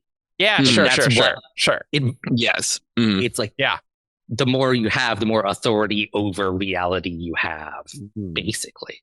And as you were talking, like, it just so reminds me of like some of the higher heightenings where you can just like, yep, I can just do this command. I don't need to say anything. And I just intrinsically know. Like, it's so overpowered. Yep. And so, I like that. Touches on Dawn Shards, touches on shards. Yeah. If Hoyd was a Yoki-hijo, terrifying. But like he could do a lot with that investiture, that super big quantity of investiture that he has, right? Like he could figure out all sorts of weird things to do. Probably no. I guess the question here is how is being so we're told that a Yoki-hijo is more invested than an Elantrian. Certainly more than a Returned, more invested than a Elantrian. Sure. I guess the question for me becomes, how is a Yoki-hijo different from like someone with 3,000 breaths, for example, or an Elantrian? Like, what is it that one of them can do that the other one can't, and why? I mean, that would be great if I knew any of the mechanics of Komashi and Awakening and stuff. That's like, it's impossible to say, right? Yumi especially, there's a bit of, okay, this is what the story that I want to make is, and we're gonna gloss over some details. We don't need an Ars Arcanum. Those are Ars Arcanum. We've entered the realm of like, we know this thing to be true. Why the hell it's true, we have no idea. As a falling star falls on Yumi, we established this. If a falling star falls and no one is there to be invested by it, it's a Yoki-hijo created. Yeah, it's a a spirit becomes a Yoki-hijo. If no one's there to are perceive, just based on vibes. So here, let me ask you all a different question that might be more interesting to talk about. Okay, is Yumi more physically resilient in the way that Nomad is by virtue of being very invested, or like the Charred, right? Doesn't or the Charred? Well, I would say no. She interacts with like a lot of like magical beings that are like eating her very substance, not necessarily injuring her. So, do we have any evidence of anything like that after she gets her body? Because like before she has that, there's all sorts of weirdness with like she's made of investiture and crap like that. Like no, because like for part of that time she's literally in Painter's body. Yeah, okay, that's a good point. that's okay. That's a valid point here. And like that, but like she's so powerful, change. she is able to reshape it in its entire yes to be her body. Yes, very true. Yeah. That's very valid. That's something. Yes, but I guess you can then make the argument that all the investiture that would have investiture does work in the way that like machines or like anything in the physical sense does work. And so if your investiture is doing work to reshape the body that you are in currently to match your perception of yourself, maybe that investiture is not doing work to like fortify your body against physical harm. Yeah, but like isn't the whole body reshaping thing because it's like warping to that spiritual ideal, and that's kind of how the healing works? I don't think that's necessarily like a continual process. Yeah. Like it warped when like she first hopped into the body, and then it just kind of stayed that way until it reverted to true. Like it reverted when like Painter's identity was realigned with the body. Sure. When the connection was severed. Yeah. Yeah. God, that's a really fascinating process Brandon had outlined for all that. I think there's an argument that when Yumi gets her own body, that she could be more resistant. I think there is an argument that could be the case. Oh, there was a while that she would age as slowly as she wanted to age, right? Yeah. Wasn't that from our interview, I think? Or like she would age because she expects to age. Yeah. Yeah, I don't know. Maybe she's just got limitless power and she just needs to broaden her mind. You know, like she needs to expect to not take injuries and then she won't. Hate that. The returned are not resistant to injury. Yeah, that's true. Yeah, Blush Weaver knows that for a fact. Blush Weaver's not especially too well. Maybe her like throat is just her Achilles heel. It's the one place of her body where she was invested through the throat. I mean, but also his breath. Because his tongue was chopped off. Yeah. So Elantrians very much not, especially in their like Hoid state. Hoid, yeah. Well, like that's weird on its own. Because like they can be continuously healed in their radiant form. Yes. But I don't think they're necessarily resistant to harm. They're just ageless. And the door is continuously healing them, right? Is it? We assume. I don't remember that happening. But no, we don't know that. Let's get into this in the Elantra sequels. Yeah, or like coming to you. In maybe they're not like 29. They have like a direct connection with the door, which is why they shine. So like, if it's not confirmed that they automatically heal, like I wouldn't be surprised if they do because of that direct connection. Right. Like it feels like just getting infinite stormlight, right? Like how like it's kind of like that. But investiture naturally does not necessarily heal, right? Okay, fair. But I guess what I'm saying is getting the Elantrian away far enough from the door, I do think you could kill him like Plush Weaver, right? Well, I think even Yes. Raiden almost dies in Tiod when he teleports there, doesn't he? Like, isn't he being held up in the air by Dilaf, and then Raiden shows up? They're definitely killable. Yeah, like he's if you get far enough away from Elantris, you're not able to make an EN Aeon, which will also be weaker. You're definitely vulnerable. Okay. Well, but Galadon and the gang did the mass Aeon Dei. Yeah, they weren't powerless, but they were, it was far enough away. But they were weaker. Yes. Okay. Yeah. I totally remember this off the top of my head really well. You remember the climax of Wraithen's arc? Also, it's Da. What did I say? That's power. Dei. Oh, okay. So I meant to say Day A. Yeah, get the right. You got 2 of the 3 letters right, Argent. How dare you? How dare Letters are important with Aeons. They are. I don't speak this language. That's true. I don't speak it either. Yeah, and letters don't really matter. It's the symbols. Where do even the words come from? We don't know. It's really Day We know the sounds are inherent to them somehow. Do we? I thought that they were I'm assigned pretty later. I thought Brandon said the opposite. Anyway, I love when the 4 of us are on a show. We're just like, we're talking about this minute thing. That's what we're doing here. Yeah, like I don't really understand what invested things get hardier or not. It's because the answer is there is no consistency, because there cannot be consistency, because it needs to work how it needs to work in the context of the story.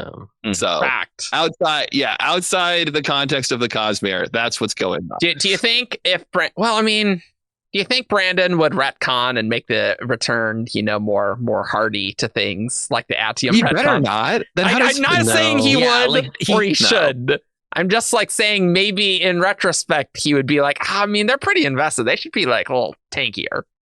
I wouldn't be surprised if that's the case. He's not allowed to do that. I agree. I guess It's like the same sort of thing of should you be able to affect god metals with allomancy? Probably not, but that's what's in the book. So for some reason that's true.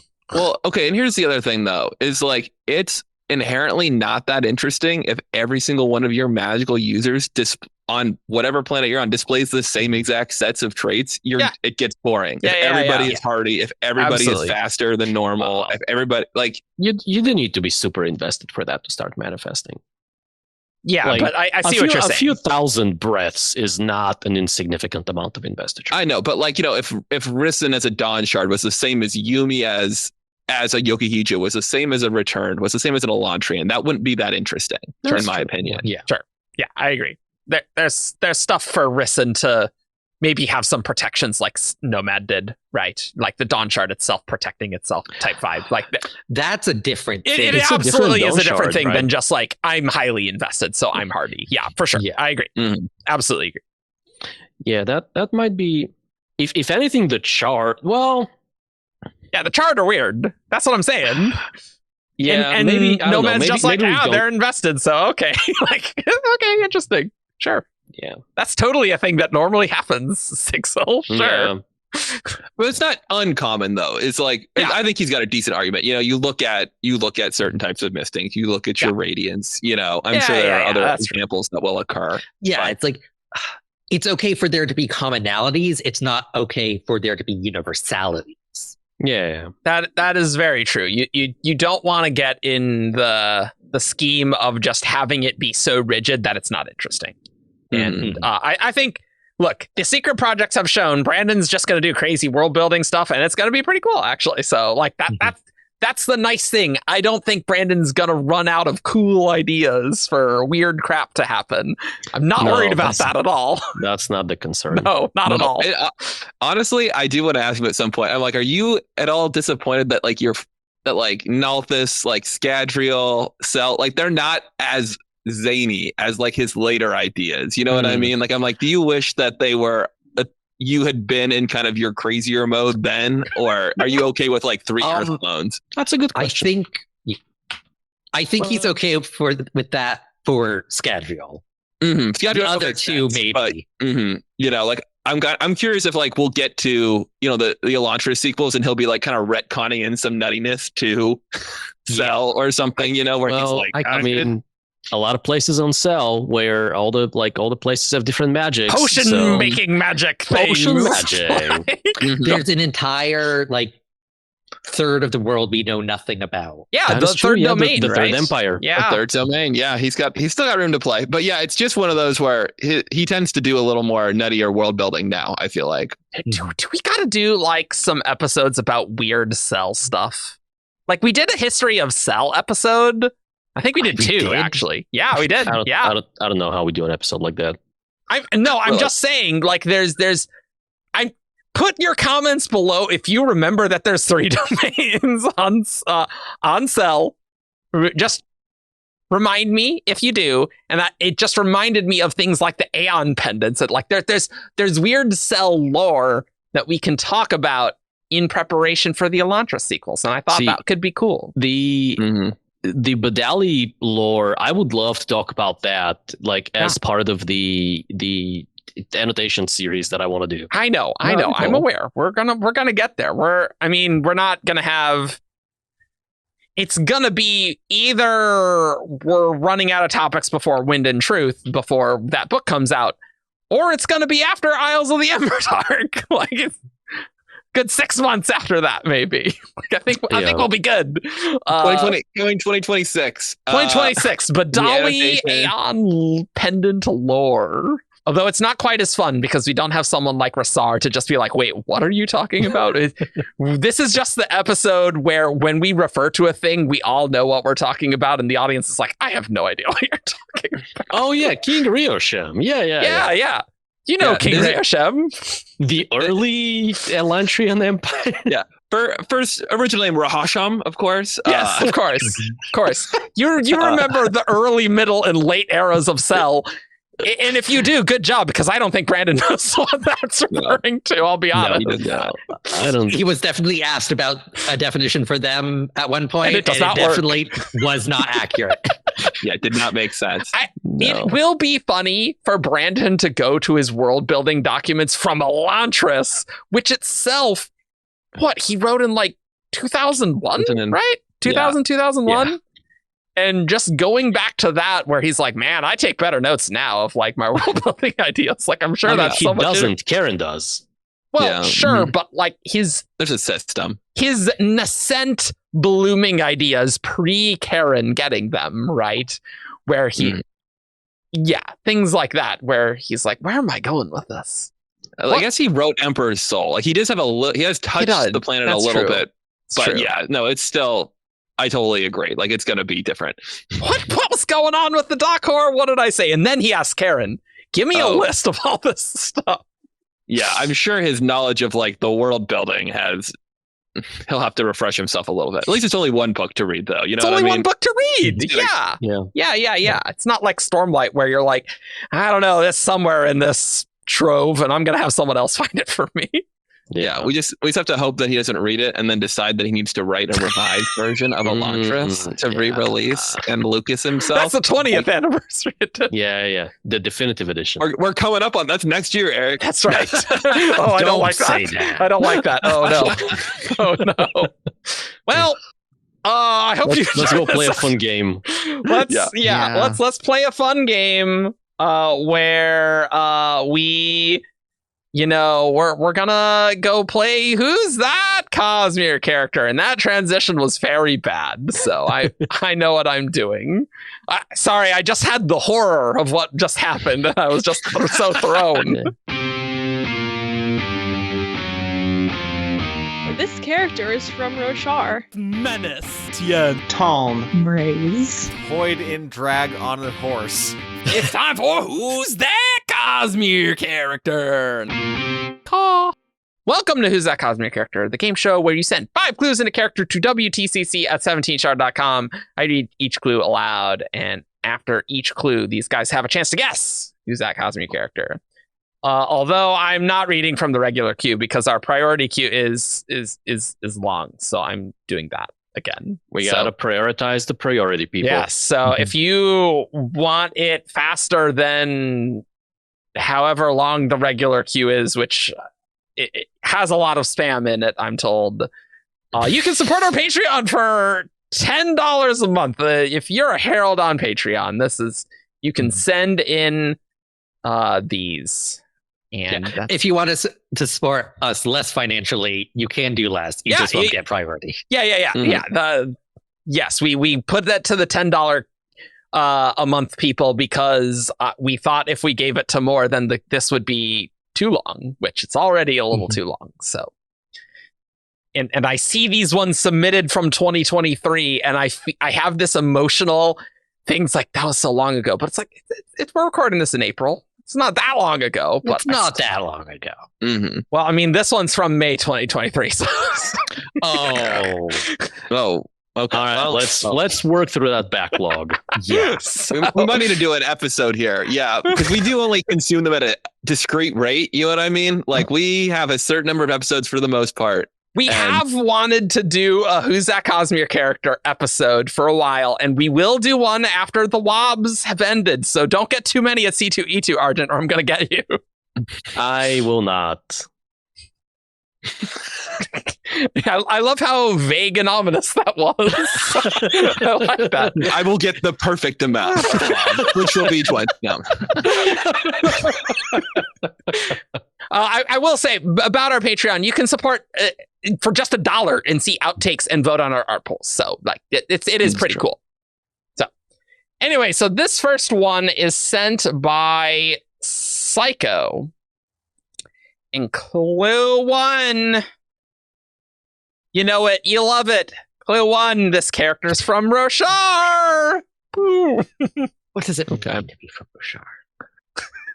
Axes the Collector. It is not Axes the Collector. Raise. Not Raise. Raboniel's grandmother who saw the humans arrive on Roshar. That's cool, but no. So clue 2. You're like, actually, yes. That would be insane. I just like nailed it. Not only was it a nameless character, it's this nameless character. It's like, Are there 5 things that we know about this person? Yeah. I don't know. She's a singer. She's a singer. She's from Roshar. Female singer. We got 3. Had the children. True, 4. Is dead. And saw the people come from Ashton. Nailed it. 5. We got it. Clue 2. This character uses Stormlight. The Stormfather. It's not the Storm. Does he use Stormlight? I would say that handing out Stormlight constitutes as usage. I'm going to say Syl. It's not Syl. That's interesting. She can use it to change her outfit when she's in Shade Smart. That is okay. true. Okay. All right. All right. Gotcha. I was just like inherently a radiant bond is like pattern using the Stormlight, like it's facilitated by the spread, but yeah. Do canals use water? That's the exact right question.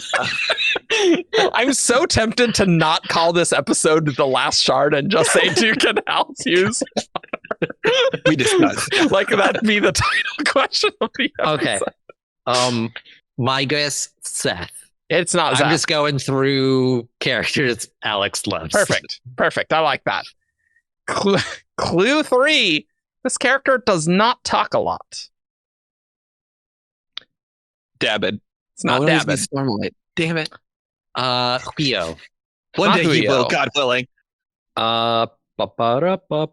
Testament. It's not Testament. That's a good one. I like that. But does Testament use Stormlight? All right. I wonder if cryptics can change their blocky outfits. They're like, I want more of a luminous robe. I need to be even more like twisty. Yeah. Clue 4. This is going to be a useful one. This character has been in the presence of Sleepless.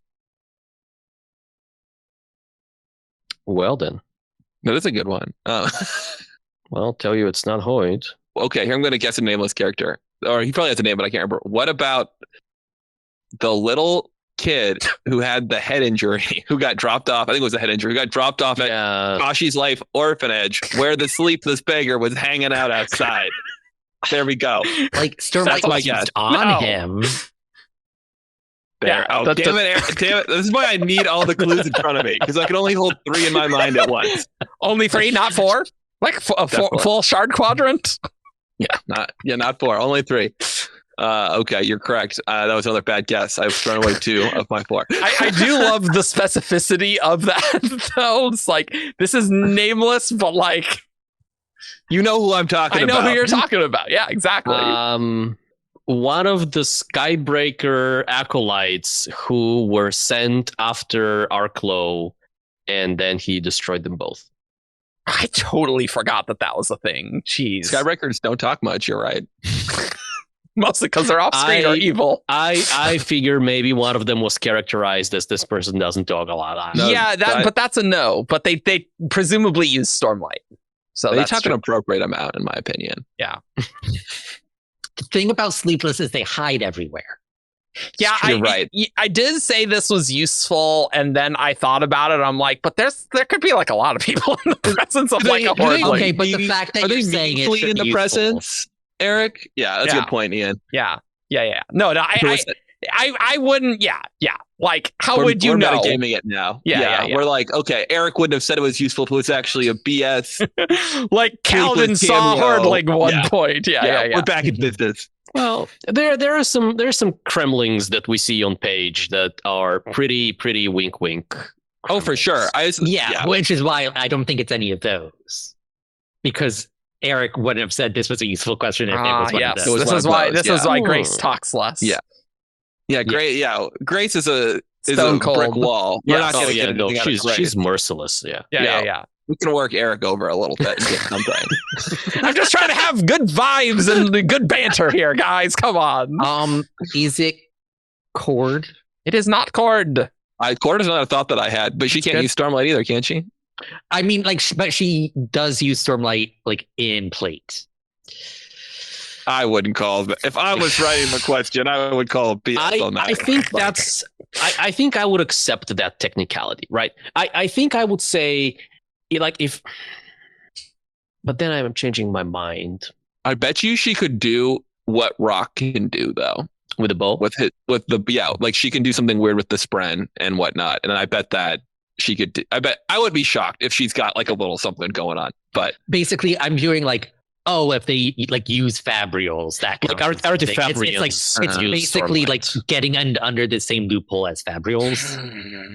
For some reason, that feels different to me, but I see what you're saying. Yeah. I have an emotional reaction, but you do have a good argument. But anyway, it's not Cord, so it doesn't matter. The direct. Never mind. Clue 5.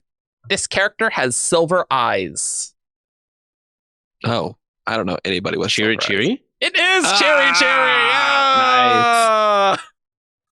Does Cherry use Stormlight, or does Cherry? Well, you can bring it up with Psycho, I think. Metabolizing Stormlight is absolutely using it. She can call it to her. You know what I mean? Like she kind of. Yeah, I think I will allow this one. If you were counting shard plate, I count that. That's a good point. If shard plate counts, this counts. I disagree. Yeah. I reject your reality and substitute my own. All right.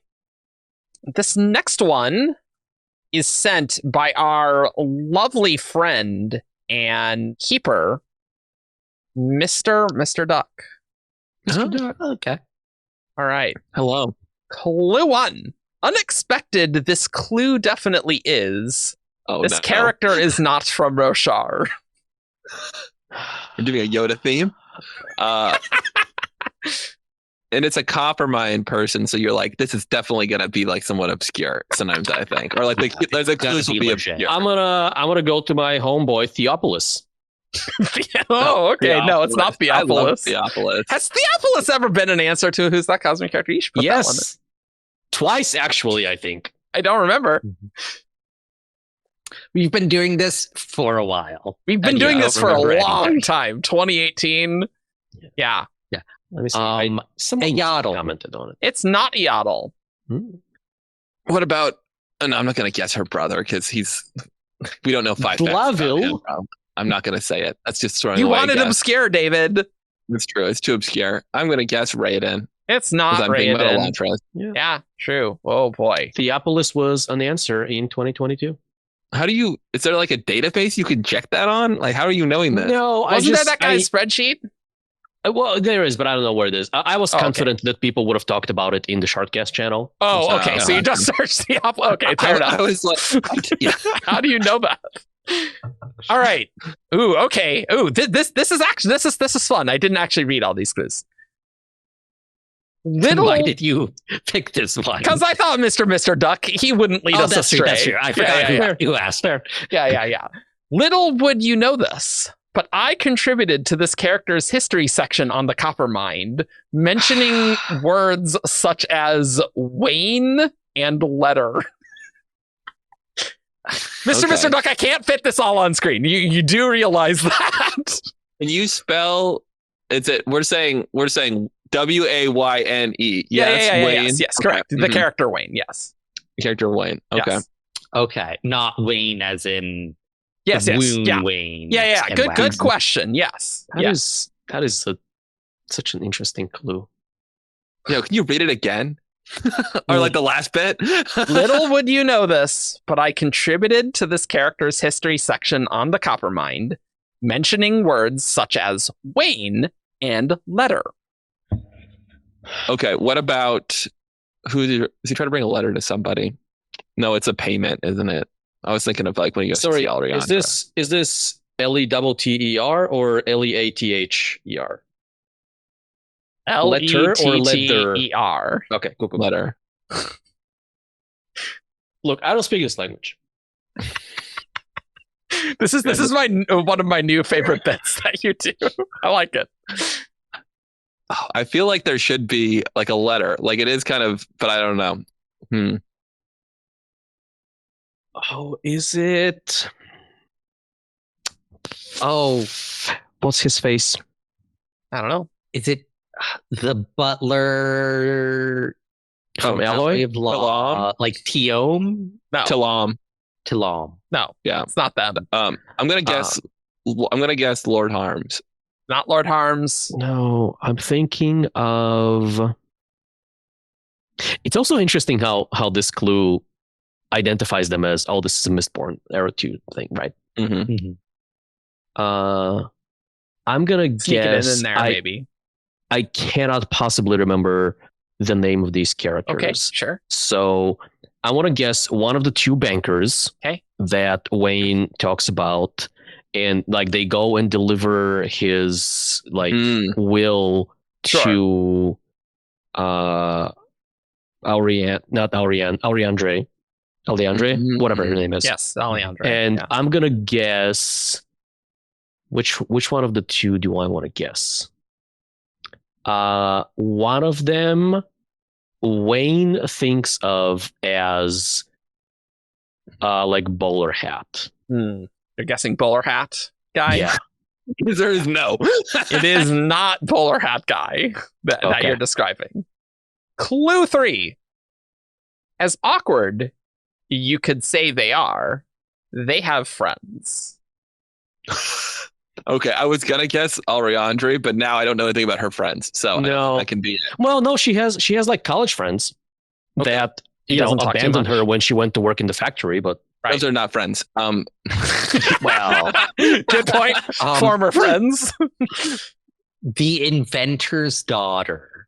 Oh, Sophie Tarksel.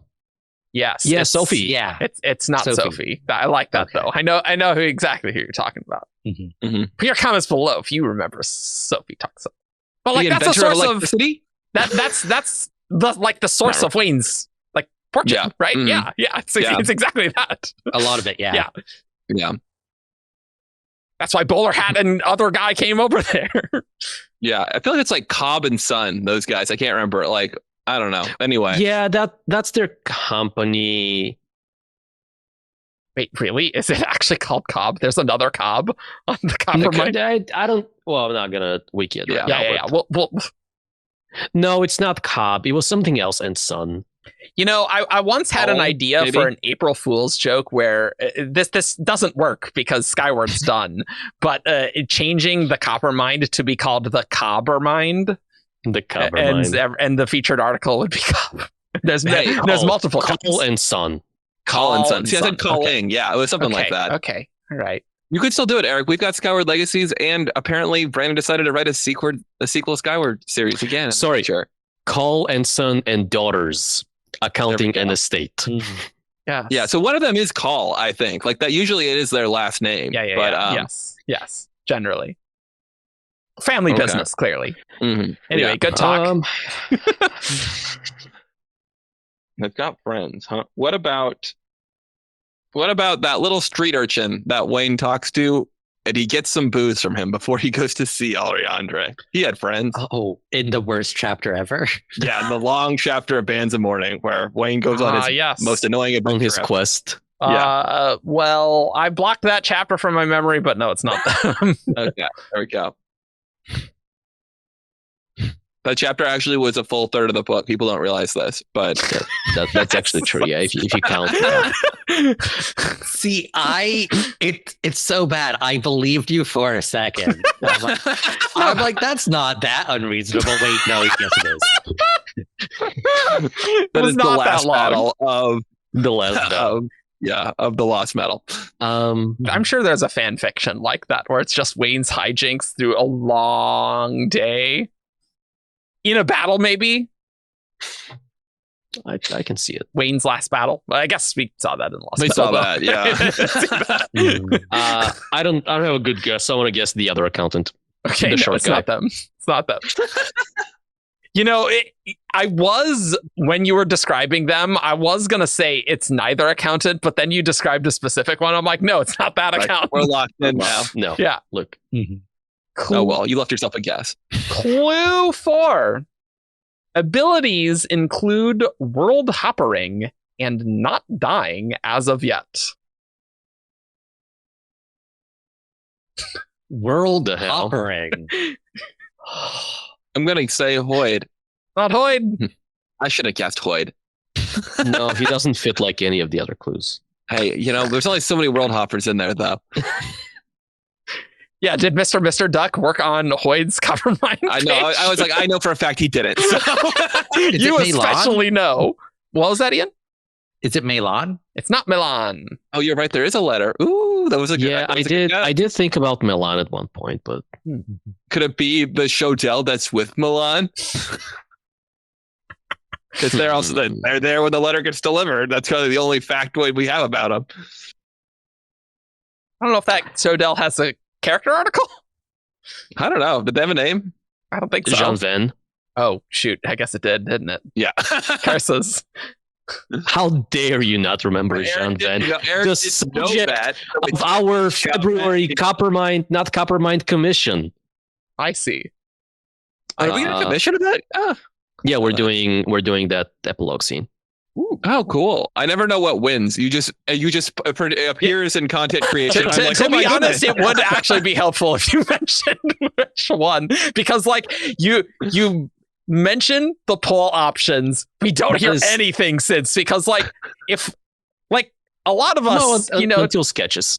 And then I'm just like, I don't remember what one. Like I just remember the options of what one, so I'm like, I have no idea what you're talking about. That is fair. I will accept this feedback. Hey, well, I honestly enjoy it though. It's always a cool. I'm just like, oh my god. It is true. It is true. Like that harmony one, that was good. Yeah, I had no idea that was coming. I was like, what a little joy today. Yeah. World Hopper. We can guess Shy. We can guess Twin Soul. We can guess Kai Ice. I don't think any of them interact with Wayne. I guess Shy does. I mean, they don't have to, right? The article should mention Wayne for some reason. but it's a history section, so like it can be when Wayne did that thing somewhere else, right? It can be something like that. So, but I guess I question why that would be in there. If Wayne's doing something somewhere else, why it would. But it's not out of the question. You're right. But I assume that they met. Nope, that doesn't work. Just guess something clearly wrong. You just get through them really quick. No, the world hoppering thing is really throwing me off. Yeah. What about Trell? I guess Trell. Which one?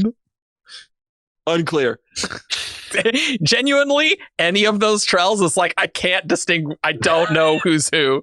Like I think if it was Trell, you just have to accept it. We'd say Trell, and you'd be like, "You are correct." You don't have to be more specific. Yeah.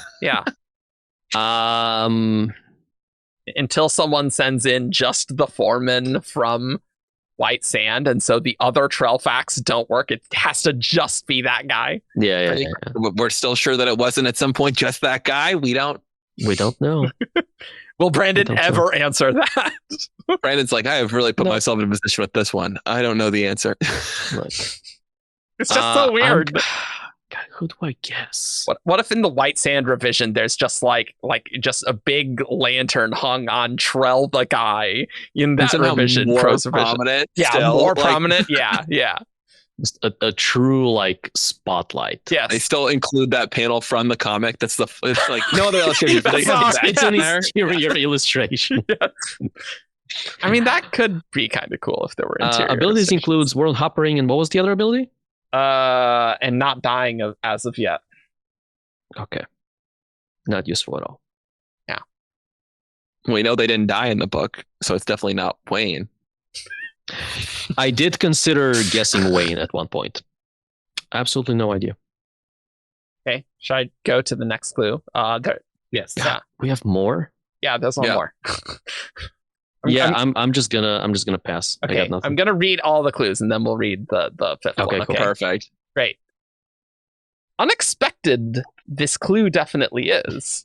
This character is not from Roshar. Little would you know this, but I contributed to this character's history section on the Coppermind, mentioning words such as Wayne and letter. As awkward you could say they are, they have friends. Abilities include world hoppering and not dying as of yet. And clue 5 is Marie Seeberger has drawn this doctor's picture displayed. Ulam. Yes, it is Ulam. And the rest of that clue is displayed prominently on the Coppermind page for this Lumar character, at least at the moment. So when you said you were going to read the clues, I was like, okay, is this another situation where the first it's an acrostic poem? I was thinking the same spell, and the first two were U and L. Yes, and you are correct. The extra is the first letters do spell the character. Oh, and then it's an A. That's right. Yeah. Argent, I had the same thought on the second clue, and I missed the first letter, and I was like, L-A-A, that's nothing. Like that. That's one of the new aeons in the agriculturally. Yeah. Aeon lay A. Lay A. Yes. Lay A. Very good. Yeah, I was like, the phrasing is so awkward in the front. Like, what is going on with that? Like, yes.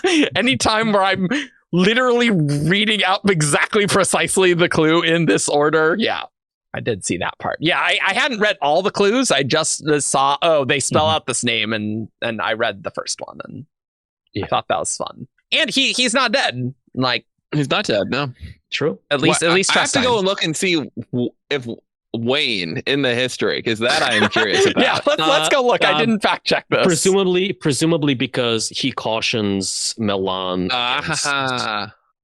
against a relationship with Wayne. You are correct. That is the second sentence of the history section. Second sentence. Yeah. Dang. I love it when submissions play with the format. That's always fun. Yeah. Yes. All right, everyone. Oh my God, how did we go to 2 hours, 33 minutes when we were doing so good? I don't know. We wasted a lot of time. we did waste a lot of time. We had some great brainstorming sessions. All right, everyone. We hope you enjoyed this episode. You can find us on 17char.com for all your news, discussion, theories, and fun that you could ever want. You can support our Patreon for as little as $1 a month, as we said. And our next episode will presumably be our last bit of WoBs, except for the WoBs Argent got at C2E2, which could be many potentially. I don't think I would. Like Brandon's like format for conventions is such that I am. If there are, like, I'll be there for the entirety of the signing line, but I don't expect that there will be gaps in that signing line for me to like hop in. So yeah. Cool. So, and you can find us on social medias and stuff, like all over the place when we remember to post something, I guess. Yeah, don't rely on social media for stuff. Just join the Discord and make sure that the news channel is. Yeah. I mean, not honestly, muted. who uses Twitter anymore? Let's be honest. Twitter. All Muskie uses Twitter. Well, I don't think he watches the show. So, anyway, we'll see you all next time. Bye-bye. Bye. Bye.